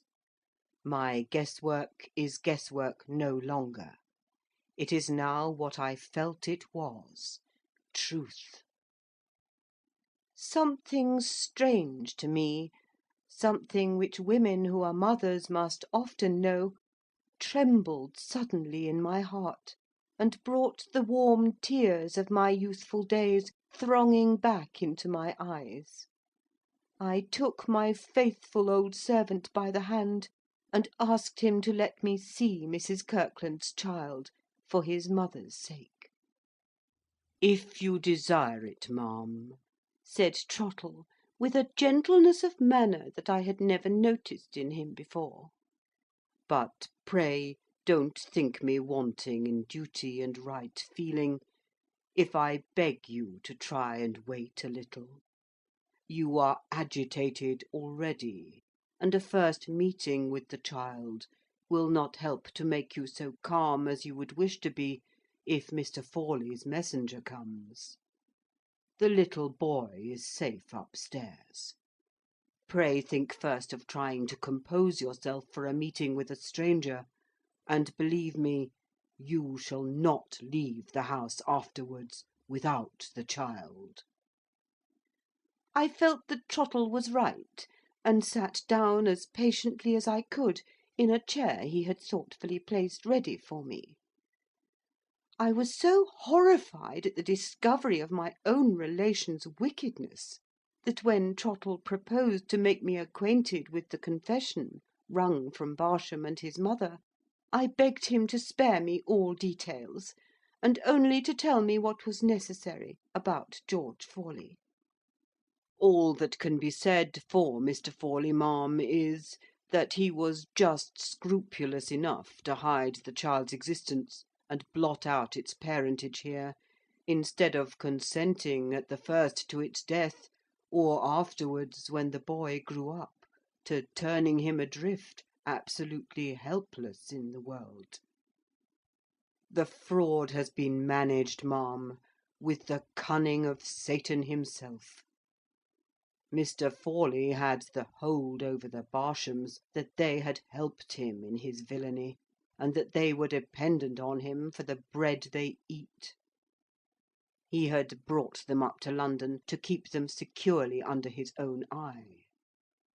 He put them into this empty house, taking it out of the agent's hands previously, on pretence that he meant to manage the letting of it himself, and by keeping the house empty, made it the surest of all hiding-places for the child. Here Mr. Forley could come whenever he pleased, to see that the poor lonely child was not absolutely starved, sure that his visits would only appear like looking after his own property. Here the child was to have been trained to believe himself Barsham's child, till he should be old enough to be provided for in some situation as low and as poor as Mr. Forley's uneasy conscience would let him pick out. He may have thought of atonement on his deathbed, but not before. I am only too certain of it. Not before. A low double knock startled us. The messenger, said Trottle under his breath. He went out instantly to answer the knock, and returned leading in a respectable-looking elderly man, dressed like Trottle, all in black, with a white cravat, but otherwise not at all resembling him. "I am afraid I have made some mistake," said the stranger. Trottle, considerately taking the office of explanation into his own hands, assured the gentleman that there was no mistake, mentioned to him who I was, and asked him if he had not come on business connected with the late Mr. Forley. Looking greatly astonished, the gentleman answered, "Yes." There was an awkward moment of silence after that. The stranger seemed to be not only startled and amazed, but rather distrustful and fearful of committing himself as well. Noticing this, I thought it best to request Trottle to put an end to further embarrassment by stating all particulars truthfully as he had stated them to me, and I begged the gentleman to listen patiently for the late Mr. Forley's sake. He bowed to me very respectfully, and said he was prepared to listen with the greatest interest. It was evident to me, and I could see to Trottle also, that we were not dealing, to say the least, with a dishonest man. "Before I offer any opinion on what I have heard," he said, earnestly and anxiously, after Trottle had done, "I must be allowed, in justice to myself, to explain my own apparent connection with this very strange and very shocking business. I was the confidential legal adviser of the late Mr. Forley, and I am left his executor. Rather more than a fortnight back, when Mr. Forley was confined to his room by illness, he sent for me, and charged me to call and pay a certain sum of money here, to a man and woman whom I should find taking charge of the house. He said he had reasons for wishing the affair to be kept a secret. He begged me so to arrange my engagements that I could call at this place either on Monday last or to-day at dusk, and he mentioned that he would write to warn the people of my coming, without mentioning my name. Dorcott is my name. as he did not wish to expose me to any future importunities on the part of the man and woman. I need hardly tell you that this commission struck me as being a strange one; but in my position with Mr. Forley I had no resource but to accept it without asking questions, or to break off my long and friendly connection with my client. I chose the first alternative. Business prevented me from doing my errand on Monday last, and if I am here to-day, notwithstanding Mr. Forley's unexpected death, it is emphatically because I understood nothing of the matter on knocking at this door, and therefore felt myself bound, as executor, to clear it up. That, on my word of honour, is the whole truth, so far as I am personally concerned. "I feel quite sure of it, sir," I answered. "You mentioned Mr. Forley's death just now as unexpected. May I inquire if you were present, and if he has left any last instructions?" 3 hours before Mr. Forley's death," said Mr. Dolcott, "his medical attendant left him apparently in a fair way of recovery. The change for the worse took place so suddenly, and was accompanied by such severe suffering, to prevent him from communicating his last wishes to any one. When I reached his house he was insensible. I have since examined his papers; not one of them refers to the present time, or to the serious matter which now occupies us. In the absence of instructions I must act cautiously on what you have told me, but I will be rigidly fair and just at the same time. The first thing to be done," he continued, addressing himself to Trottle, "is to hear what the man and woman downstairs have to say. If you can supply me with writing materials, I will take their declarations separately on the spot, in your presence and in the presence of the policeman who is watching the house. To-morrow I will send copies of those declarations, accompanied by a full statement of the case, to Mr. and Mrs. Bayne in Canada, both of whom know me well as the late Mr. Forley's legal adviser; and I will suspend all proceedings on my part until I hear from them or from their solicitor in London. In the present posture of affairs, this is all I can safely do." We could do no less than agree with him, and thank him for his frank and honest manner of meeting us. It was arranged that I should send over the writing materials from my lodgings, and, to my unutterable joy and relief, it was also readily acknowledged that the poor little orphan boy could find no fitter refuge than my old arms were longing to offer him, and no safer protection for the night than my roof could give. Trottle hastened away upstairs as actively as if he had been a young man, to fetch the child down; and he brought him down to me without another moment of delay, and I went on my knees before the poor little mite, and embraced him, and asked him if he would go with me to where I lived. He held me away for a moment, and his wan, shrewd little eyes looked sharp at me. Then he clung close to me all at once, and said, "I'm a-going along with you, I am, and so I tell you." For inspiring the poor neglected child with this trust in my old self, I thanked Heaven then with all my heart and soul, and I thank it now. I bundled the poor darling up in my own cloak, and I carried him in my own arms across the road. Peggy was lost in speechless amazement to behold me trudging out of breath upstairs, with a strange pair of poor little legs under my arm. But she began to cry over the child the moment she saw him, like a sensible woman as she always was; and she still cried her eyes out over him in a comfortable manner when he at last lay fast asleep, tucked up by my hands in Trottle's bed. "And Trottle, bless you, my dear man," said I, kissing his hand as he looked on. The forlorn baby came to this refuge through you, and he will help you on your way to heaven." Trottle answered that I was his dear mistress, and immediately went and put his head out at an open window on the landing, and looked into the back street for a quarter of an hour. That very night, as I sat thinking of the poor child, and of another poor child who is never to be thought about enough at Christmas time, the idea came into my mind which I have lived to execute, and in the realization of which I am the happiest of women this day. "The executor will sell that house, Trottle?" said I. "Not a doubt of it, ma'am, if he can find a purchaser." "I'll buy it."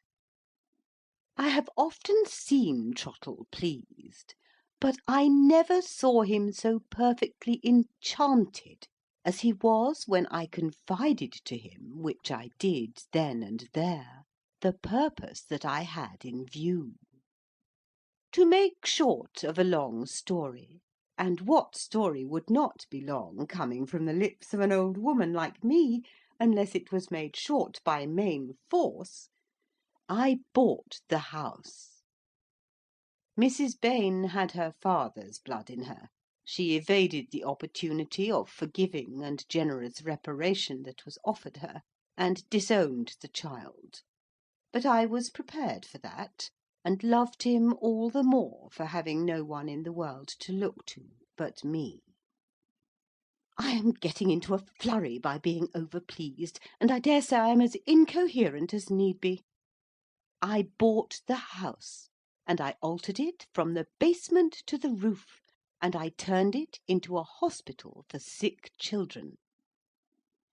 Never mind by what degrees my little adopted boy came to the knowledge of all the sights and sounds in the streets, so familiar to other children and so strange to him.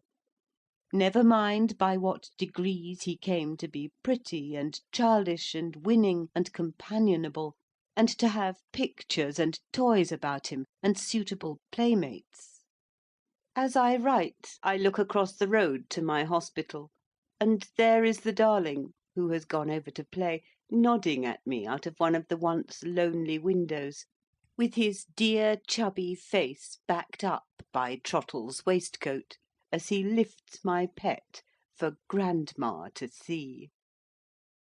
Many an eye I see in that house now, but it is never in solitude, never in neglect. Many an eye I see in that house now, that is more and more radiant every day with the light of returning health.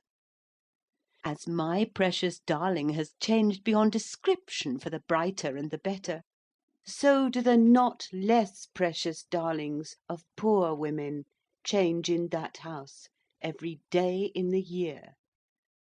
For which I humbly thank that gracious being whom the restorer of the widow's son and of the ruler's daughter instructed all mankind to call their father. End of A House to Let, by Charles Dickens, Wilkie Collins, Elizabeth Gaskell, and Adelaide Anne Procter. Recording by Ruth Golding.